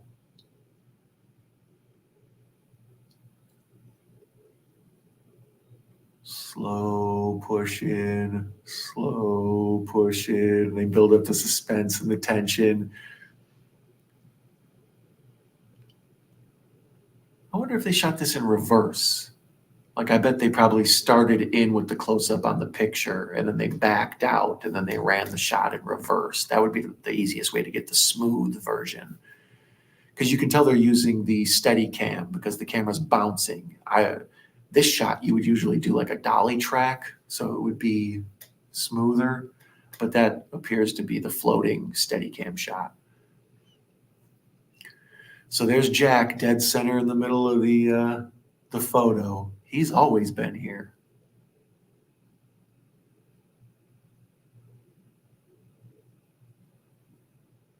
Wow, it took 3 dissolves to get to the close-up of Jack's face? Huh.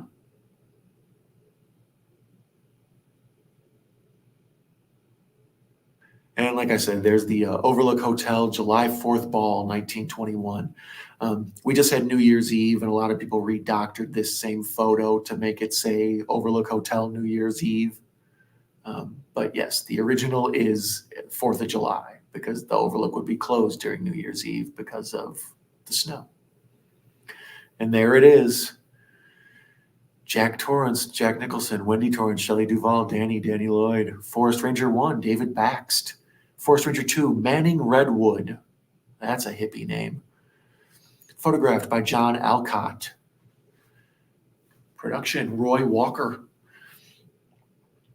Film editor, Ray Lovejoy. Music by Bella Bartok, Herbert von Karajan. Nice. I was unfamiliar with Bela Bartok and Krzysztof Penderecki, but I am now. So there it is. There's The Shining. Well, in this version, it was damn near 3 hours. It's usually a 2.5 hour movie. But as we saw on Wikipedia earlier, there are numerous cuts depending on which version you see. Some of them can be up to a 2 hour cut, so there's up to 27 minutes missing in some cuts. This appeared to be the long one. Like I said, it was an HD cut. Michael Myers says, always love the slow shot at the end where Jack sees in the old photo. Yeah, exactly. It's a good button to just leave it like ghostly more than anything. It feels like a haunted thing. Like it doesn't need a jump scare. It doesn't need any of that other stuff. Such a great movie, I think, like this and Clockwork Orange, pretty much equally. I prefer Clockwork Orange and 2001 to this, but this is right there with it. As far as a Kubrick masterwork, I do think that towards the end of his, bulk of his heavy-duty directing work, like he kind of chills out after this or starts to do less and less, and he seems to care less. Like that's where the argument of 237 comes in. It's like, well, how much is accident? How much is intentional? But it's endlessly rewatchable. Like no matter how many times you see it, there's just always the cinematography is great, and the Jack's performance is great. I'm not that big of a fan of the Duvall performance, but like I say, for what Kubrick wanted, she's perfect. Danny Torrance is Danny, what's his name that plays Danny Torrance? Danny Lloyd, I think. He's really good in this, but he's also a child actor, and their performances can be weird. But yeah, that's The Shining, commentated by a guy who's snowed in a hotel. So I thank you for watching with me and staying up till almost 4 a.m. Central Time. So that means 5 a.m. Eastern Time. Michael Myers, what time is it there, buddy? So I appreciate you hanging out with me and watching this and discussing all there is to discuss about it between the work of Kubrick and Jack Nicholson and the history of the film. I don't know if this is my favorite haunted house movie. It's definitely up there. I don't know if you would call this a haunted house or a haunted hotel, but Michael Myers, it's almost 10 a.m. there. Yeah, so that shows you the broad appeal of YouTube, how we can just get all over the world, by God. So I'm going to go ahead and wrap this up and go check on the snowstorm outside before I get shut down here again. I thank you so much for joining me and watching. Thank you to those listening on the podcast. Thank you for all those who jumped in: Michael Myers, Queen Mayanne, Anthony Chabot, Cinephile Sanity, Mr. Bones, Echo Zero. Who else am I thinking of? Caveman Movies and More. Video Tasties was here. Who else do we see? The old usual crew. So I thank you all for being here. You all were awesome and much appreciated. Hopefully tomorrow the weather will be back to normal here, and if I decide to do a stream, we won't have as much technical difficulties, but if not, we'll roll with it.